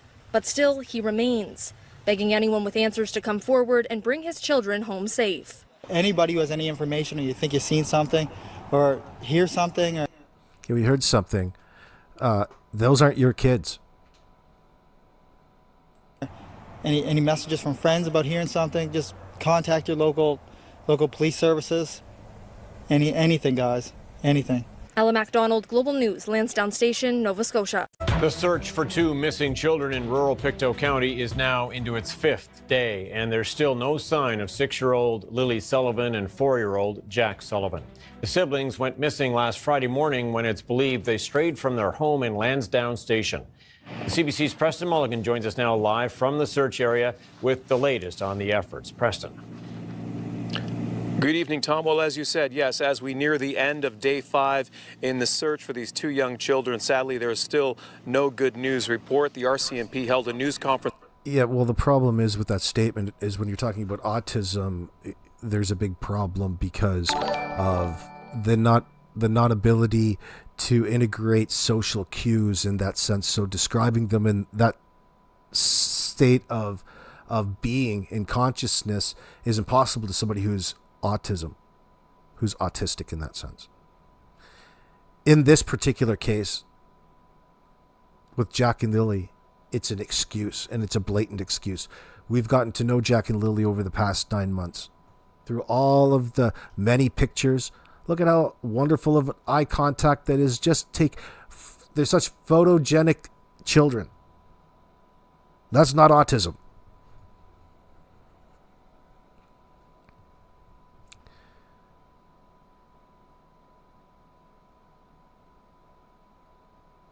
Doesn't matter. Not arguing over the possibilities of something that's on the spectrum. We're talking about its relationship to Jack and Lily in this case.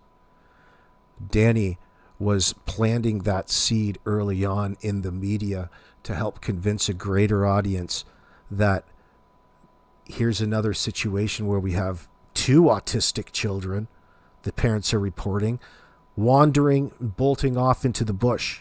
It's more palatable. It's acceptable to the greater audience because you hear it all of the time. It's a common thing, as opposed to the reality of this situation, which is these are severely neglected children. The concerns have been brought up at school. And Danny is an absolute fucking tweaker who's high on drugs in this interview and that night. And he's an individual who is engaged in intimate partner violence. And he's up on charges right now for SAA and forcible confinement from just the little few things that they mentioned in the investigation into Jack and Lily. With just that little bit of information, they're going to go ahead and charge Daniel to help better paint him as the contributing factor to the downfall and fate of Jack and Lily on that particular night, a 4 and a 6-year-old. Vivalda, darling, thank you very much. No, I wouldn't say I'm so smart. I just can see through this bullshit. Lily also stopped screaming in the birthday party video when a grown-up asked her to. Trail hiker, great observation. Hello? Little girls screaming? Yeah, that's a fairly little girl thing. Little girls scream. That's a normal, annoying thing that they do. Whether you love it or you find it as annoying. It depends on the type of person, not the child. Yeah, excited kids scream all the time. That's a trait. That's not abnormal. They scream when they're happy, scream when they're excited, scream when they're engaged in playing. That's fine. That's good. That's perfect. You want to hear that. Unless you were Janie or Daniel.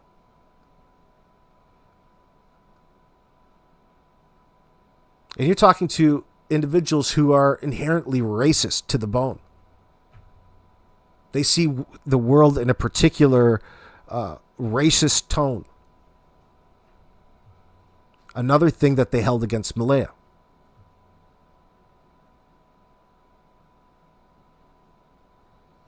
Bonzo, does Janie get investigated because Daniel's charges it's her property? Absolutely. Yeah, she's their alibi. Of course, she will be and has been and is part of all of this investigation. The Jack and Lily investigation. Look, Lily graduated from preschool to kindergarten. She's smart. That's right, Walt.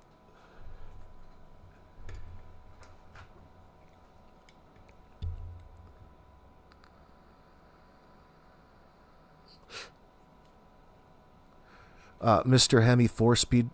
How does a 4-year-old even know the concept of running away?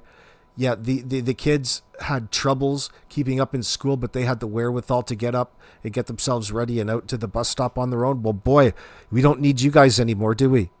If it were only that easy. Yeah, definitely not relatable. No, as a parent, you need to get your kids up and ready for school at the age of 4 and 6. They're not big enough to do it on their own yet.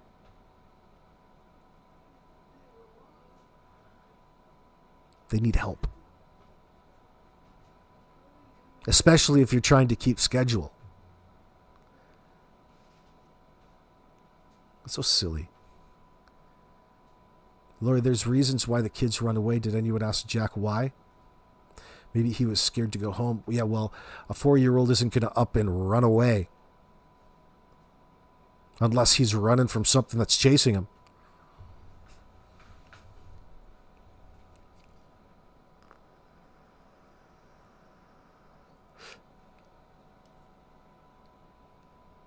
Jack and Lily had to laugh and be loud to drown out the pain and anger and misery that they were living in.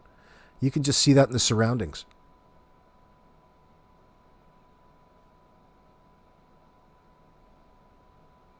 Your favorite saying from Janie is thank you, Kent, Maria?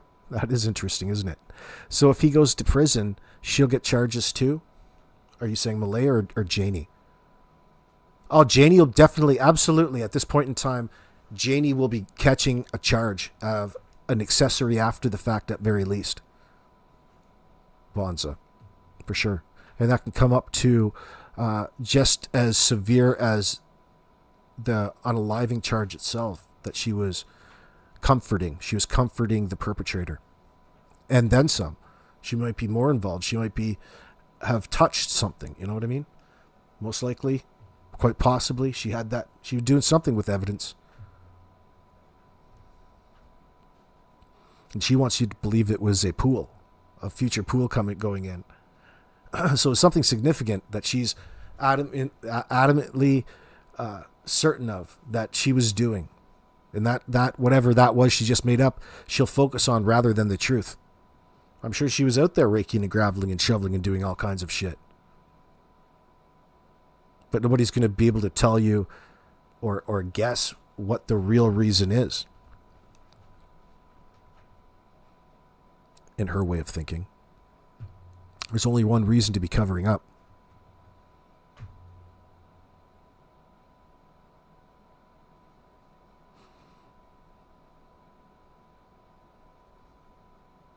Dan had to turn the light on at midnight to do whatever he did then.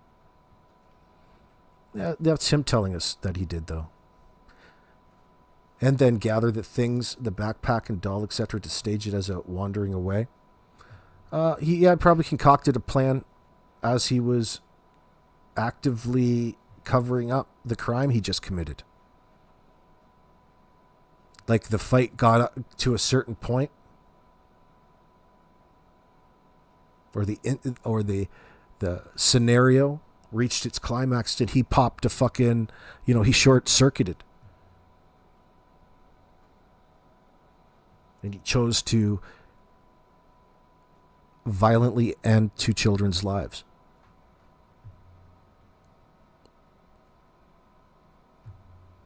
But he did it twice?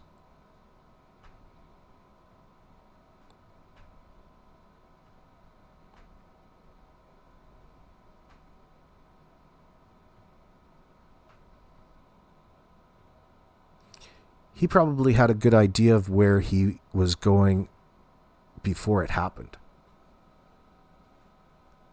Probably fantasized about doing what it is that he did to the children before he actually did it.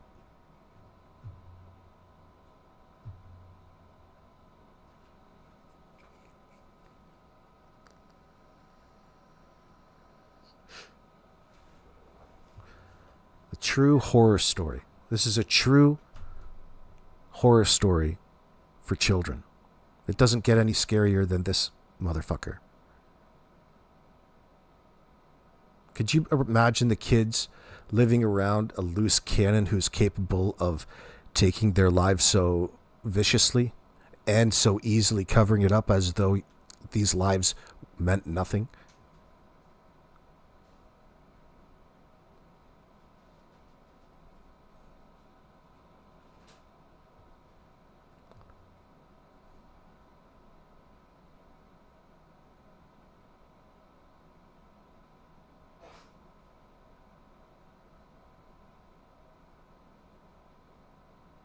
Maggie May, you went through CA at 3. You're scared to run away. That is what abusers teach you, not to run. Yet silence is a part of it. You shut up and take it. It's imposing your will on somebody else in that sense. Or it is worse. Fortunately, I got out of that situation at 8. You're lucky.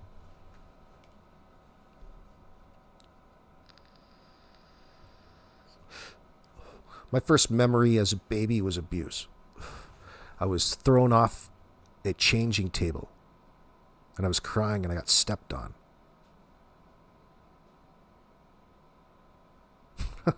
That's real. I'm serious. That's my earliest childhood memory. But I'm not crying victim. It toughened me up. Now I'm tough as nails. I eat fucking glass.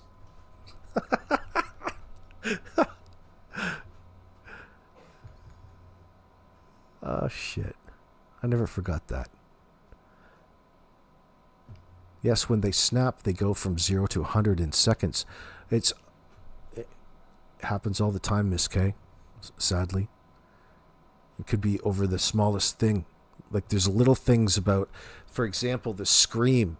Like, they're quite open about the scream that annoys them. What about all of the other things they don't want to tell you that annoys them? And those, of course, compound and you can see the resentment they hold towards the children.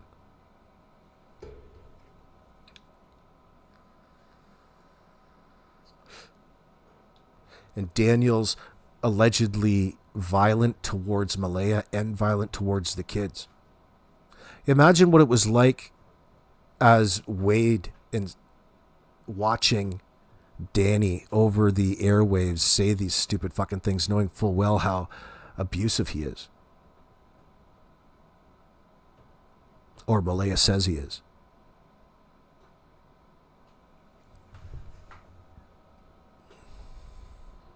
A couple hours ago to give us an update.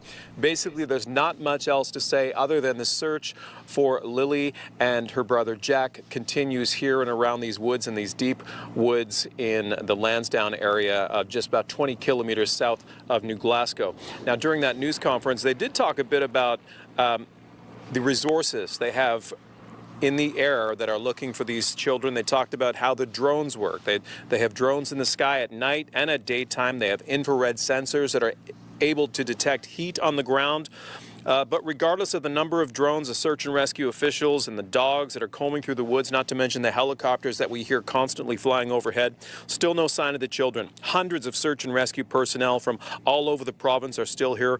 Many of them have been combing through the woods here for about 5 days, taking time off from their jobs, their personal lives, and RCMP say they're getting exhausted. Exhaustion and optimism, right? We want to bring these two children home to their parents. We've got people who've been here since day one, since the first time the call came in. So they're tired and they're optimistic. They have one job. This is all search and rescue does, is they try to bring people home safely. So they're trying to stay on focus. They're trying to stay on mission. They're sacrificing their personal lives. They're sacrificing a lot to be here to try to help this family out, to bring these two children home.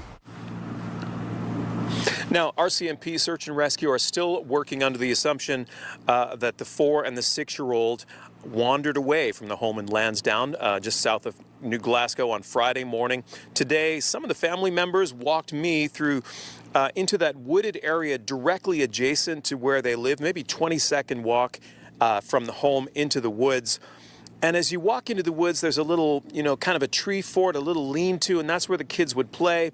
And the family around there say they find it very hard to believe that, given how thick the brush is on some of the steep banks around that area, and just the difficulty moving around if you sort of leave that trail, how difficult they find it to believe that they could have gone anywhere deeper than that into the woods. No idea. I had no idea. I'm still searching every day.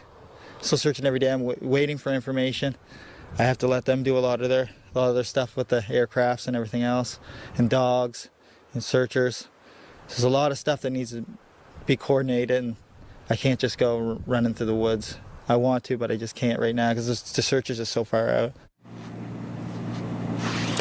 And so, Tom, we're just about a kilometer away from where the command site was, and where that command site is, RCMP are leading that investigation, but they're on the search and rescue operation. Running in tandem and kind of parallel is kind of a missing persons investigation that the RCMP is involved in as well. And so as those investigators glean new information based on interviews, maybe they'll find a piece of clothing. So another way that they were misleading the reporters in real time, the reporters aren't going to be under the assumption necessarily that there were any other kids visiting there.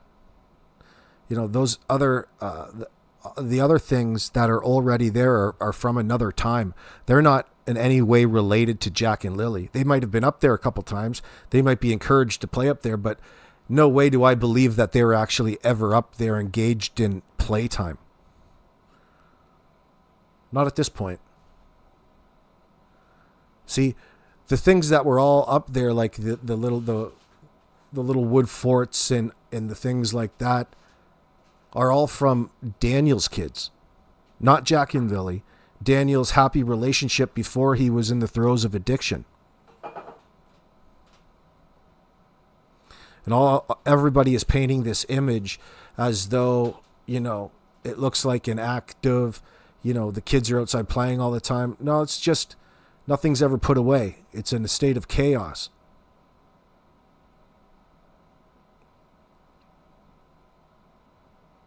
Apparently, Supreme Court dropped the mandatory 1 in prison for people who possess CP. Disgusting.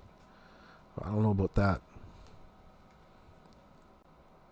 I think it has to do with what they're calling and constituting CP at this point in time. I can't remember. Anyway, I'll stay on task.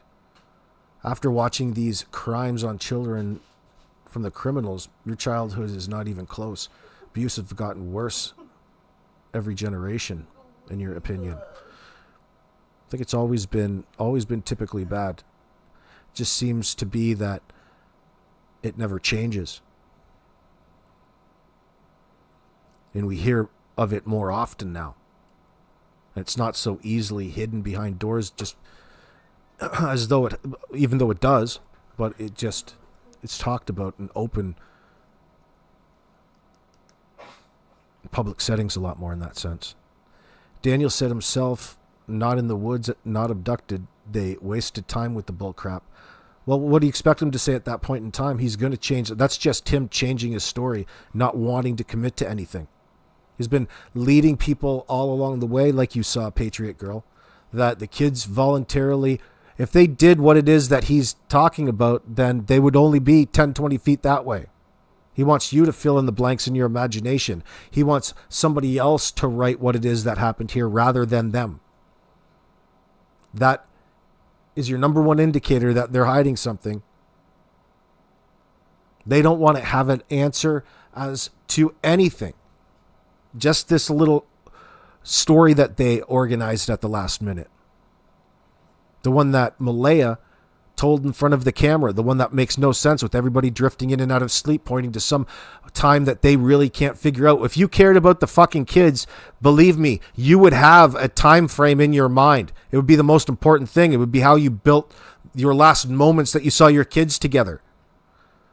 You wouldn't even attempt to dip away from talking about a time frame.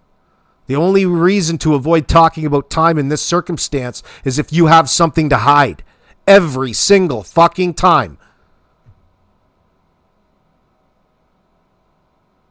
The time would be so important to you as a victim.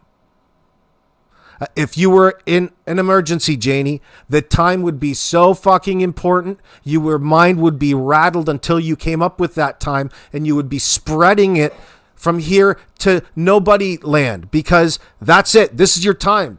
You know, you don't want to present a story. You don't even want to come forward with the story. When you come forward with your story and then say that you don't want to allot any particular time and you don't know the times and you are sleeping and all of this nonsense, makes the entire story unbelievable, impossible to believe, because you refuse to allot any sort of time frame to anything. Why? Because a person can compare it to everything else in the moment and understand if you're lying or not. You refusing to acknowledge any time associated or allotted to that morning's events or the night before is the greatest indicator of deception in all of this, just the action.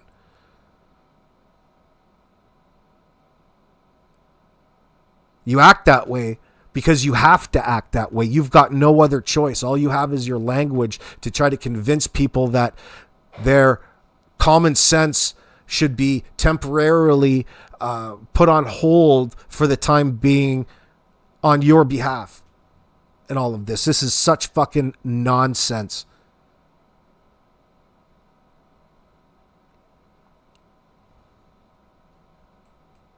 Clothing from home, and they'll bring it to the search and rescue site. Any new information, they'll bring it to the search and rescue site, and then they will modify their search and adapt their search and sort of fine-tune their search based on what the investigators might find out. But in spite of all of this, after 5 days, still no sign of the two children that we've been told of, and we're told that the search will continue into the night, again as per usual, and again tomorrow morning if nothing's been found. Tom. Yeah, difficult situation for sure. Thanks for that, Preston. The CBC. Yeah, Jacqueline, it's ridiculous. All three of them using the same drifting in and out of sleep story as such hogwash. Yep. Yeah, like it would be in any other circumstance. That's not an excuse. That's a cop-out. That's a way of avoiding having to tell you what really happened. Something happened. They want you to know that whatever it was, they don't know because they're drifting in and out of sleep. So it's just a fancy way of refusing to answer the question. All right? They're avoiding it, answering and talking directly to this time frame because it has everything to do with what happened to Jack and Lily. It escalated.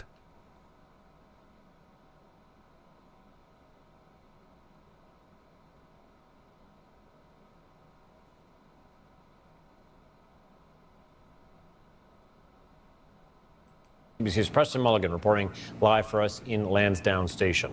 6 days after 6-year-old Lily Sullivan and 4-year-old Jack Sullivan disappeared from their home in rural northeastern Nova Scotia, the RCMP announced today their search for the two siblings is being scaled back, saying there's little chance they are alive. The CBC's Blair Rhodes joins us now live from the search area in Pictou County with the latest. Blair. This portion of the scenario right here is going to be very important in a court of law when the Crown needs to prove that the kids really are dead in order to, pursue charges on a no body. It's one of the factors. The other factor would be that Daniel, Janie, or Malaya has lied in that sense, and they have all lied. In fact, they've lied about so many things. Where do you want to start? The RCMP's choice. House rules. So, in my mind, this portion of the early investigation was significant in scaling back because it's the RCMP acknowledging for the first time that the kids would have no longer or not been able to survive on their own and would most likely be died of exposure at this point in time. And there's no sign of them. Nothing. But of course, you phrase it in a certain way, and it's in relation to the ground search, all right? It's in relation to the story, the claims of the parents right away. And Danny and Janie are already ahead of the game with Durwood, ready to propose all of these alternative theories and really pushing, even in the public eye. On the CBC, Daniel's talking about how he's going to see Malaya and bring Meadow up for a visit when she's in the penitentiary. So the drama has always been brought in this case since the get-go, since the early weeks of this scenario. It's not by anyone else out here, any one of our barnyard animals counterparts here on the YouTubes or social media. The drama has been presented and brought to us by way of Daniel, and then his underboss, Durwood, and his fluffer, Kent. Tom, the mood here was solemn as the searchers were told that despite their best efforts, they were scaling back the search. Before the news conference, RCMP told Jack and Lily's family, their stepfather, Daniel Martel, said he's not giving up.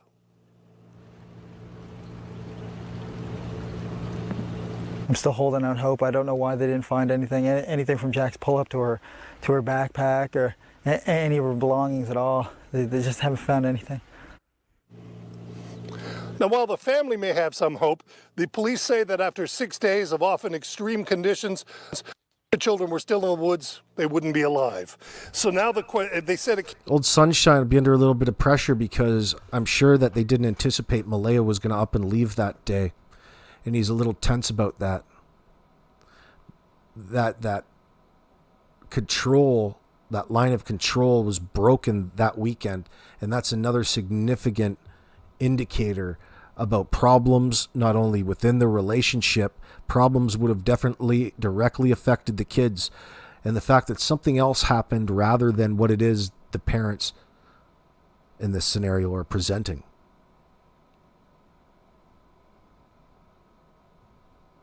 All Daniel has to do is pretend that he's no the wiser and he can't figure out what the hell's going on. But in reality, he's been absolutely no help and he's just been a little bullshitter the entire time, and people could tell. He's not fooling anybody. It doesn't change the scenario. The cops still have to paint that picture regardless if Daniel's dancing like a fucking fool in front of the camera or he's shut his mouth. Their job doesn't change. They still have to go about it in the same way. The fact that this little flashlight is an indicator of exactly where the guilty parties lie is just that much more easier for the RCMP to locate the guilty parties and solve this situation. But what situation? We haven't really painted a real clear picture of what happened yet, have we, here? Anywhere. Nobody knows. Up to this point, people thought the kids walked into the bush because you spent the first few weeks convincing and trying to tell everybody you were searching and you were yelling and running through water waist deep, boy. Doing all of this crazy type searching because you just love them kids. Meanwhile, Wade, Malaya's family say that you beat the kids and you hate Malaya. You beat Malaya, you hate the kids. That's common knowledge within Malaya's family, Daniel. And that's completely the furthest thing from how you represent things in front of the camera. That doesn't look suspicious, now does it? Do you know what else looks suspicious? That 2 kids just magically disappeared from your property. That's what makes you look suspicious, no matter what. No matter what. No matter what it is that you say or do. You fucked up since the beginning. And it doesn't change how the RCMP have to deal with it. There's no smoking gun. The site has been cleaned up. But they know a crime has been committed there. They know the story isn't adding up. But they'll still keep the search going. Their story doesn't make sense. It doesn't matter.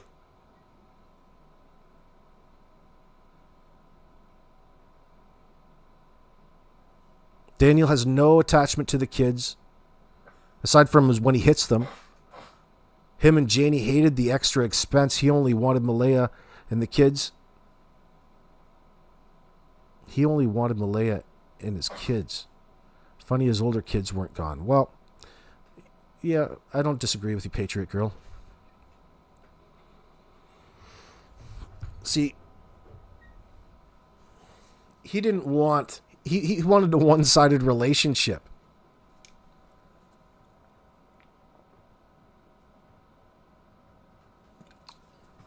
Here, Chair Bear. You're welcome. Came down to a question of survivability. And a number of factors would have to take consideration, and they would, based upon scientific information that they have, to deem when that time has to come, and that is.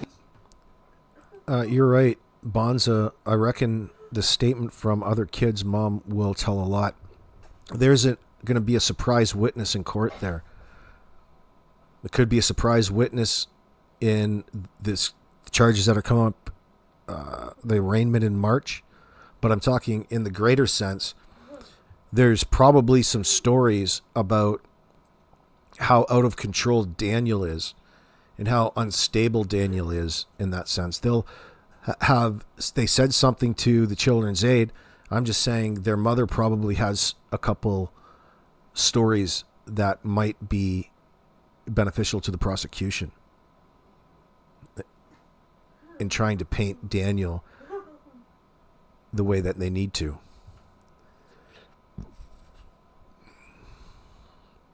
Yeah, Kim Elton, they lied right from the get-go. He's not a stepfather. He's hooked on math. Quick, some give him some with a little truth serum in it. At least, again, no different than children at school. Daniel speaks to us through his behavior. Specifically in the things that he's claiming and he's saying. They don't align with a person who's really...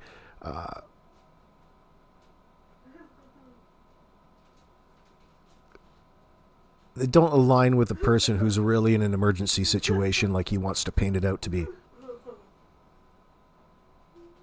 There's a real lack of information. That information has never been there to begin with. It's always been based upon the kids were there and then they walked away and now they're not. That's all of our information.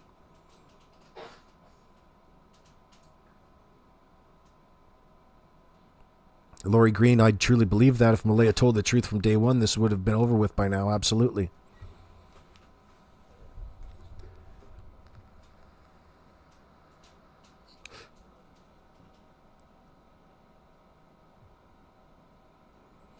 Oh, they weren't married to begin with. Oh, are you talking about Daniel and his ex-wife? Now, and a lot of those factors come into play would be the age of the missing persons, the weather, how long it's been, what area has been covered. So at that point, they have to make a decision on that. Now, from the very beginning, they described this disappearance as suspicious. That's standard in missing persons cases like this. Today, we were asking the police, because the major crime unit has been part of this investigation since the weekend, as to whether they could elaborate on that. Hey, But they Quillfish, hi, didn't want to answer shenanigans. questions about whether they had detected any criminal activity in connection with this. When somebody goes missing and we become engaged as any police officer, not just major crime, we will look at all the details and make considerations on the information we have, right? When it comes to a missing person, we have to automatically consider those, are there people that have different charter implications and things like that? So we will automatically start to consider what evidence is pointing us towards a suspicious in nature. Again, I can't comment more than that, but every missing person. Well, what would be suspicious in nature in this entire case? It wouldn't be the tweaker's behavior, I wonder. What do you think the most suspicious thing thus far in this case is? It has everything to do with Janie's behavior and Daniel's behavior. And statements. And unwillingness to cooperate regarding the timeline and events leading up to Thursday night into Friday. Not to mention the very damning statements of eyewitness accounts of Bradley Wong and Justin Smith identifying vehicular traffic being present non-stop. The car within earshot between the times of around midnight and 4. There's that information floats around but there is several trips, 4 or 5 in a matter of a few hours. I believe them. And I believe that those trips are directly related to whatever happened to Jack and Lily. We would be absolutely foolish not to believe that. We would be crazy not to believe those statements from the eyewitnesses. And that really contradicts, those eyewitness accounts contradicts Daniel's and Malaya's story. It shoots it right down. It proves that they're lying, and there could only be lying for one reason. So, therefore, they need to start building their case. And that's where these charges come in, these SA charges, these forcible confinement charges, this A charge.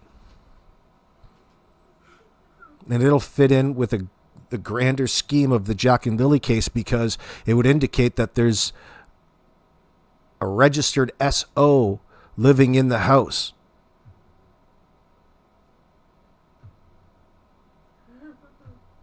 Who was actively engaged in mistreating ABUSING Malaya and the children. Malaya won't speak on it, but she's obviously spoken to somebody on it, because everybody knows through Wade. So she's definitely telling Cindy.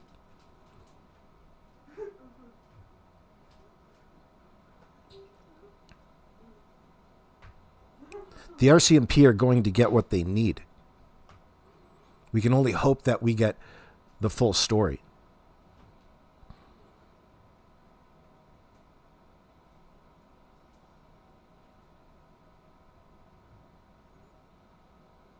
So where did Daniel take the bodies?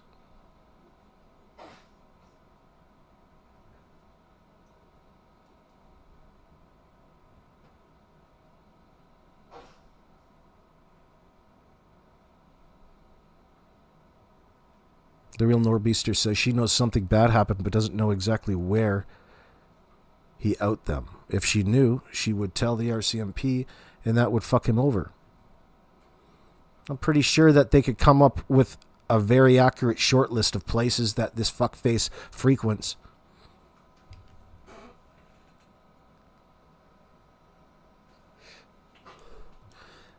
if she talked to the police, they would be able to get a lot better time frame as to the events and where he was going in what particular time.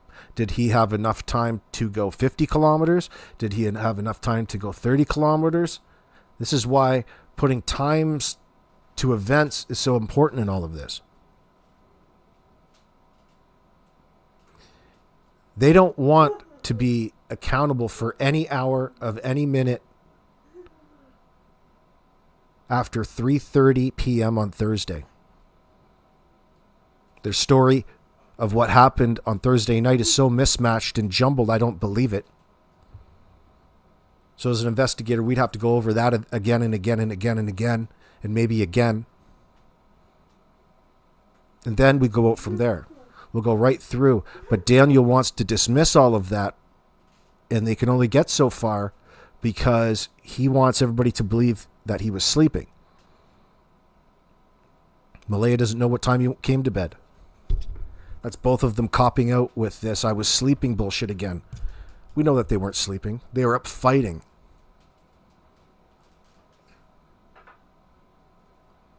They're up fighting because of the notification. That would have been the trigger on April 30th. They were notified about benefits being cut off. So the topic would have been on the table. There would have been a decision that would have had to have been made to separate in order to get that milk money back. I don't think that she's very smart. She probably doesn't know what she was going to do. But in reality, if Dickhead didn't want to file his taxes and he didn't want to rectify the situation, and it took him to them cutting the benefits off, he was avoiding doing it, and he wasn't about to change his mind. He wasn't about to file his taxes now that he got this one notification in the mail. This was an ongoing thing for them. Malay they're going to lose all of that money. That would have been a key contributor, a trigger as to Malaya just simply having to live somewhere else, away from Daniel. So they would be no longer common law, and it would no longer affect Malaya's taxes and the allocation of the child tax benefit.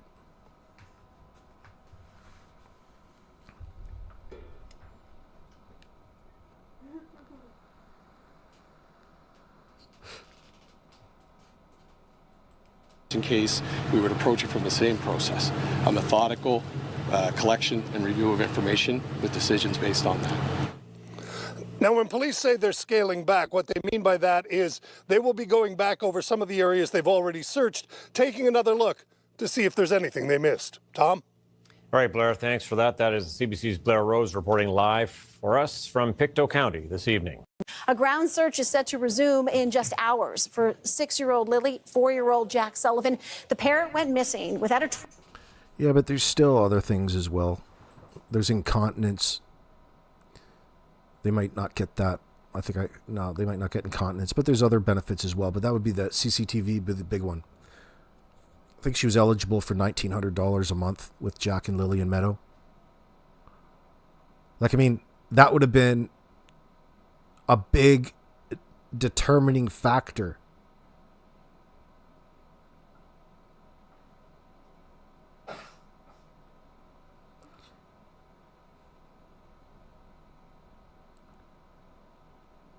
It's right there in front of our faces.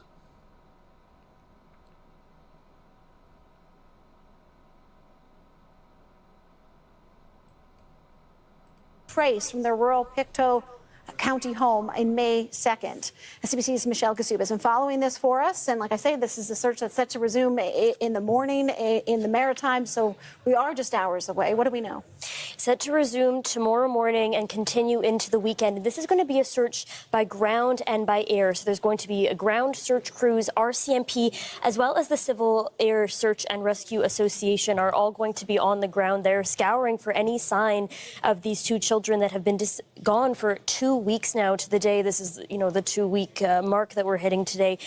Search and Rescue told CBC News that it was RCMP that requested them to resume their search, but we don't exactly know what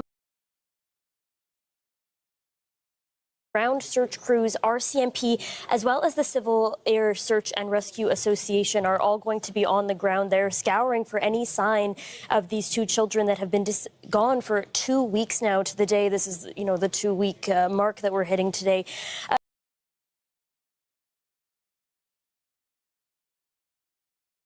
Search and Rescue told CBC News that it was RCMP that requested them to resume their search, but we don't exactly know what might have prompted that, if there's new evidence, new clues as to where these children might have gone.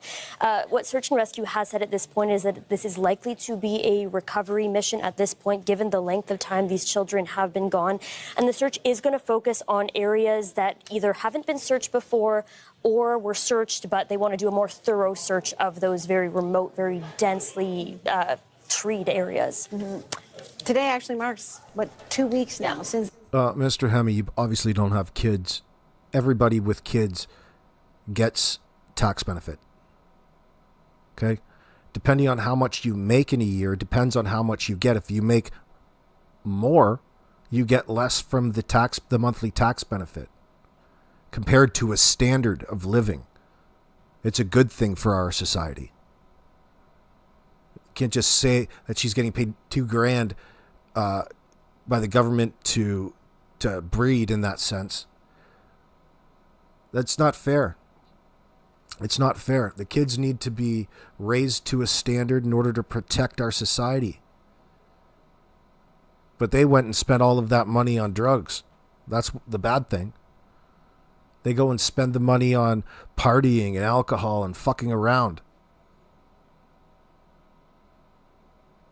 If you make too much money, you don't need it all to begin with. But within a certain allotment, most families really utilize it, and it helps people out in that sense. But it's nothing to, like, a normal household with a working mom and dad wouldn't even get a quarter of that. That's not meaning that they're making more. Like, they're getting $2,000 a month, but look at how they're living. Their lifestyles are atrocious. They can't organize themselves. They're not financially responsible at that age. They're living, they're barely they're living in their grandma's trailer. They're not doing anything with it. So they're not making any more money anywhere else. So they're living on the bare minimum. These two children went missing, and I know that a lot of people have been captivated by this story and the search for them. But for those who need to be brought up to speed, talk to us about how this all started. Yeah, it was May 2nd that these two children disappeared from their home. The thought is that they might have slipped out from a sliding glass door and disappeared into the woods near their houses. This is described as a very, very dense, very rough area, a lot of downed trees because of a storm that happened in that area. Reporters on the ground have described, stepping into the forest and immediately being swarmed by ticks and bugs. So really, really tough terrain for search crews. So there's around 100 to 160 searchers out on the ground looking for these kids. On May 5th, so 3 days after they went missing, the search crews indicated they had seen what they thought could be a footprint. That was kind of the only clue we've ever heard of from them during this 2-week period. Unfortunately, that footprint did not yield any results. And then it was on May 7th, so 5 days after the kids went missing, that they said they were going to be scaling back that search. At that point, it looked like there was less hope that they were going to be finding these children at that time. The next day, they brought in underwater searches looking for waterways near that area. And it was yesterday that police said they don't believe these children were abducted. They haven't ruled out that this could be suspicious, the situation. And then that brings us to tomorrow, where we're going to see that search. They haven't ruled out that this is suspicious. Hey, dummy, they already consider it to be suspicious there, talkie. Stop pretending you know what the fuck is going on. That's what's being taken advantage of here. That's Daniel's fault. Daniel's the source of the disinformation from the get-go. Presume. Yeah, thanks, Michelle. It's a story that has captivated not just the country, but certainly the community.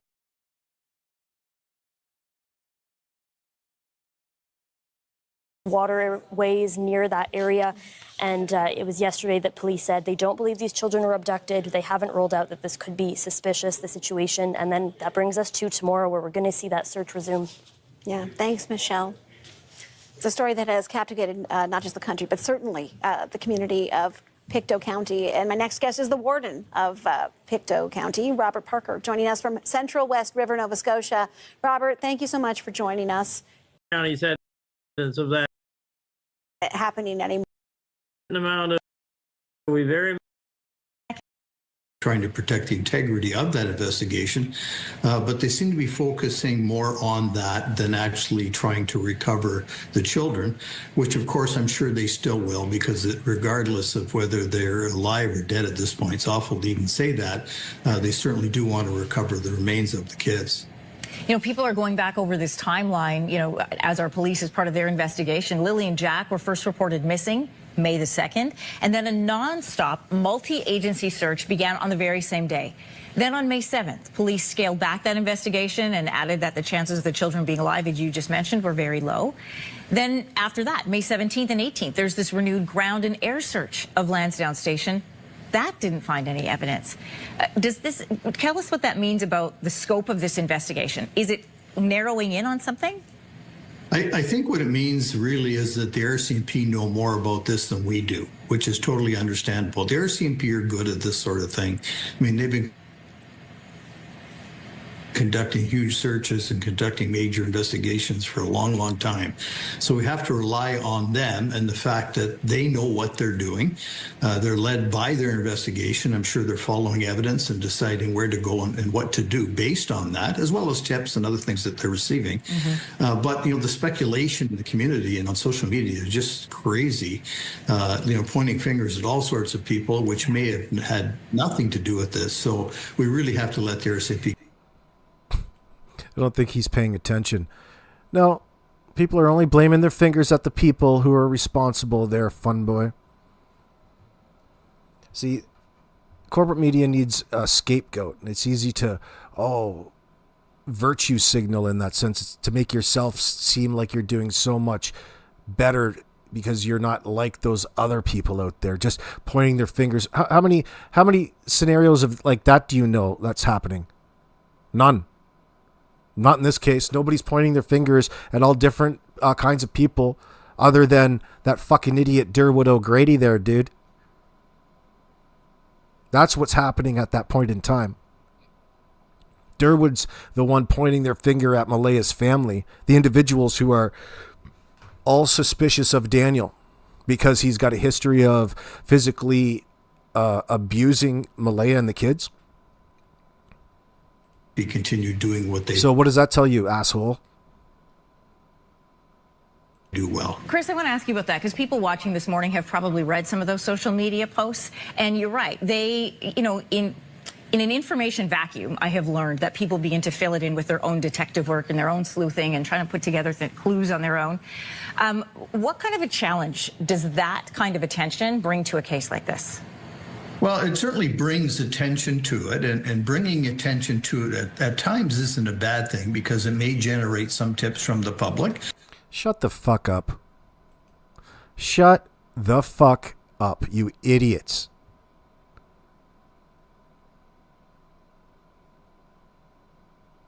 You guys just don't understand. You guys don't get what's interesting about the scenario. You guys don't get what's suspicious about the scenario. You don't think that there's something up? No, because you're told what to say. You're paid what to say. You're reading off a teleprompter. And this guy's generating rhetoric on behalf of a federal agency. You guys need a bitch slap. Shame on you, assholes. The partner of the two children's mother. Here's some of what he had to say about Jack and Lily. Lily and Jack are awesome kids, very, very kind. They'll talk to anyone. They want to go with anyone. They're just looking to have as much fun as they can. Jack just absolutely loves bugs, dinosaurs, and anything like that. But Lily loves girly things, but she also loves doing everything with Jack, bugs. They're like best friends, not just brother and sister. He says he's also hoping police monitor the New Brunswick border and the airports for any sign of the two children. But RCMP tell us this afternoon they're not considering any possible abduction here. As far as they're concerned, they're looking for two young children who simply wandered away. I know that there's a lot of people pulling for these kids to come home. We've heard a lot about the impact that this is having on the community at large and the family, and it's really important that we locate these children and get the information from the scene here and from anyone who might have information about the kids and their habits. So it's been really important to have engagement from anyone who knows these kids. A spokesperson for the Chignecto Central Regional Center for Education tells us the two children were students at Salt Springs Elementary School. Their stepdad told us they'd both been out sick all week before disappearing on Friday. The school has additional support staff on site at Salt Springs if anyone needs that support. Meanwhile, the search will continue into the night here in the Lansdowne area of Pictou County for young Jack and Lily Sullivan. RCMP and search and rescue officials tell us they will have search and rescue crews on the ground. They'll have dogs with them, and they'll have drones in the sky all night long. Preston Mulligan, CBC News, Lansdowne, Pictou County. Melissa Scott's trail cameras might contain clues about the disappearance of Lily and Jack Sullivan. RCMP asked her for days of footage as the investigation into the missing children approaches the 3-week mark. It's scary, especially not knowing what happens. We definitely keep our kids a little closer to home now. The 4- and 6-year-olds were reported missing from this home on May 2nd, launching a massive search of the woods surrounding the home. No trace has been found, and RCMP haven't ruled out the case is suspicious. This is some of the footage Scott gave police. She says RCMP major crimes officers came to her home this week, asking for everything on her 7 cameras. Yeah, you know what they're looking for? They're looking for all that vehicular traffic in the area from the hours of right around 10 p.m. right through to 5 a.m. on May the 2nd. Some sort of evidence to figure out whose vehicle was traveling in the area the time that Bradley Wong and Justin Smith identified. That would be a priority. Let's figure out whose vehicle that was and go from there.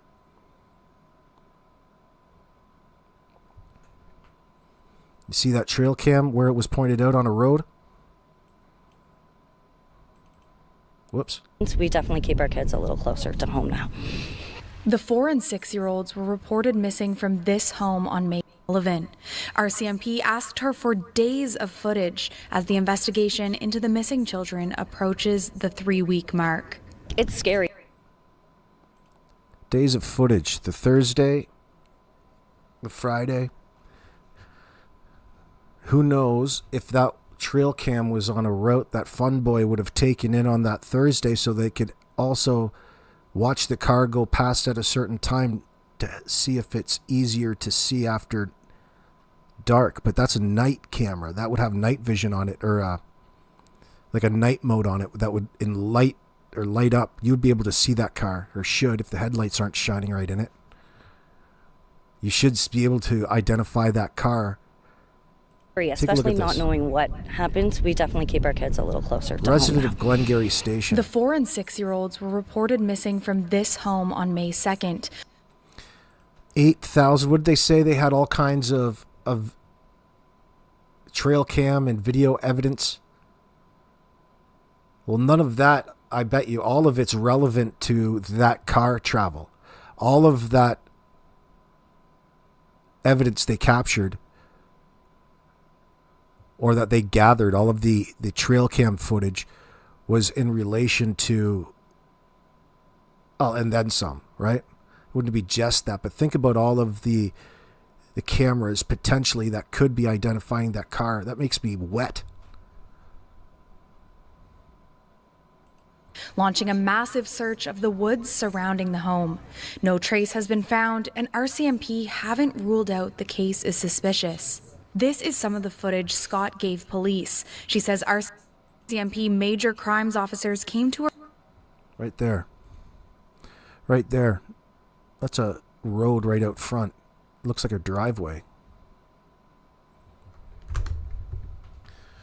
But you get a good idea of there's a road that Daniel could have been driving down that particular night.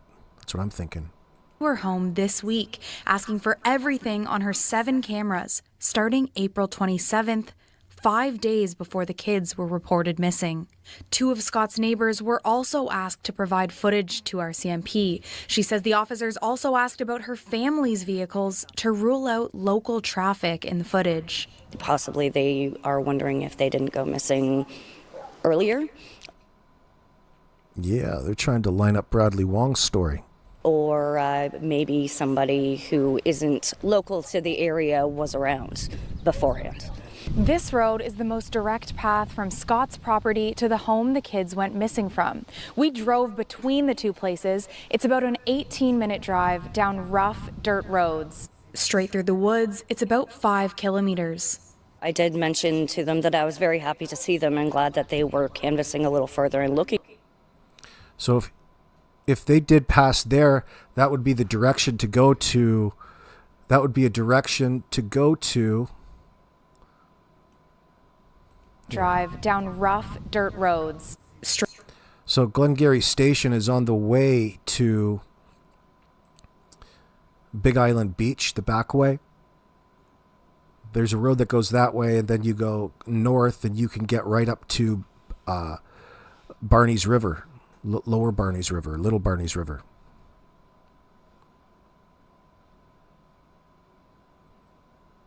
There's not a whole lot of, like, this situation is perfect because there's not a lot of roads. There's only so many roads in the area. Sure, there's a selection, but it's not that many.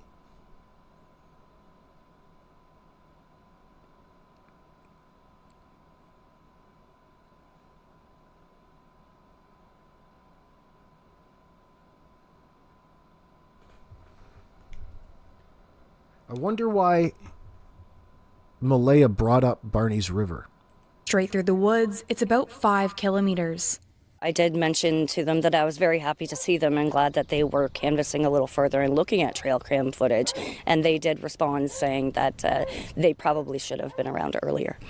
RCMP would not answer CBC's questions, including why they are seeking trail camera footage from before the disappearance and why they are identifying local vehicles. What do you think? Nicola Sagan, CBC News, Glengarry Station, Nova Scotia.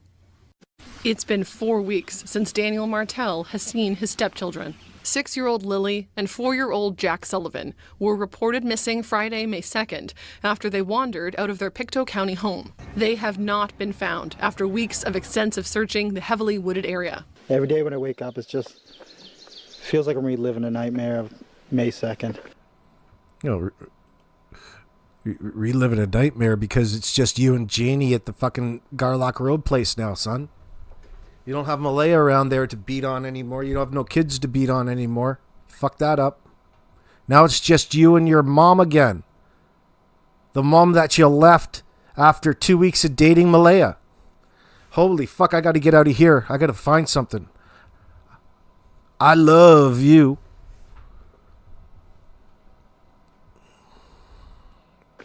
But the main feelings of from sadness have just turned to anger because there's no evidence as of after. It turned to anger because Malaya left you. Now you're mad. Now you're mad because there's no information the RCMP haven't come and fix your problem for you. That's their job in all of this.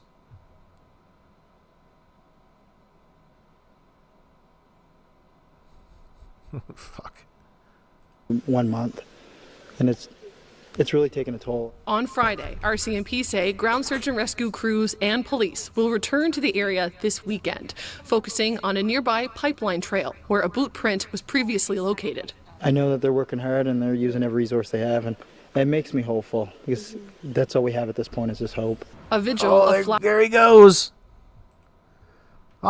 He's really pushing this hope thing. What does hope mean to you? What does hope mean to you in this situation? Oh, I'm just holding on so tight to this hope. I'm hoping hard. I've got no reason not to hope. flowers and stuffed animals has grown in recent weeks outside the RCMP station in nearby Stellarton. Take care, Since May Bonza. 2nd, when Lily Crikey. and Jack went missing, people here in Pictou County are still struggling to understand what happened and why there are still no answers. Every day, almost, I go by the RCMP, and it's just so tragic. Just so tragic. You know, I just feel so bad for their whole family. I'm hoping that they find them. It just doesn't look good, but I hope I'm wrong. You're not wrong. It doesn't look good. And it's not good. And it's not pretty. And friends, it's 2.5 hours and we're going to bail. 11:09 p.m. Eastern. It's minus 24 degrees out now. Clear skies. Thank you very much for joining us here tonight and for the super stickers and chats. You guys are very generous. We keep the conversation strumming along, and we'll continue to do so. We'll be back tomorrow. Keep an eye out for the highlight videos being cut. The odd time I'll put up some commentary as well in the next couple of days, so there'll be some fresh ones, not just the same old highlights. But in the meantime, I'll leave you with some G-Funk, my friends. I appreciate it, and onward and upward.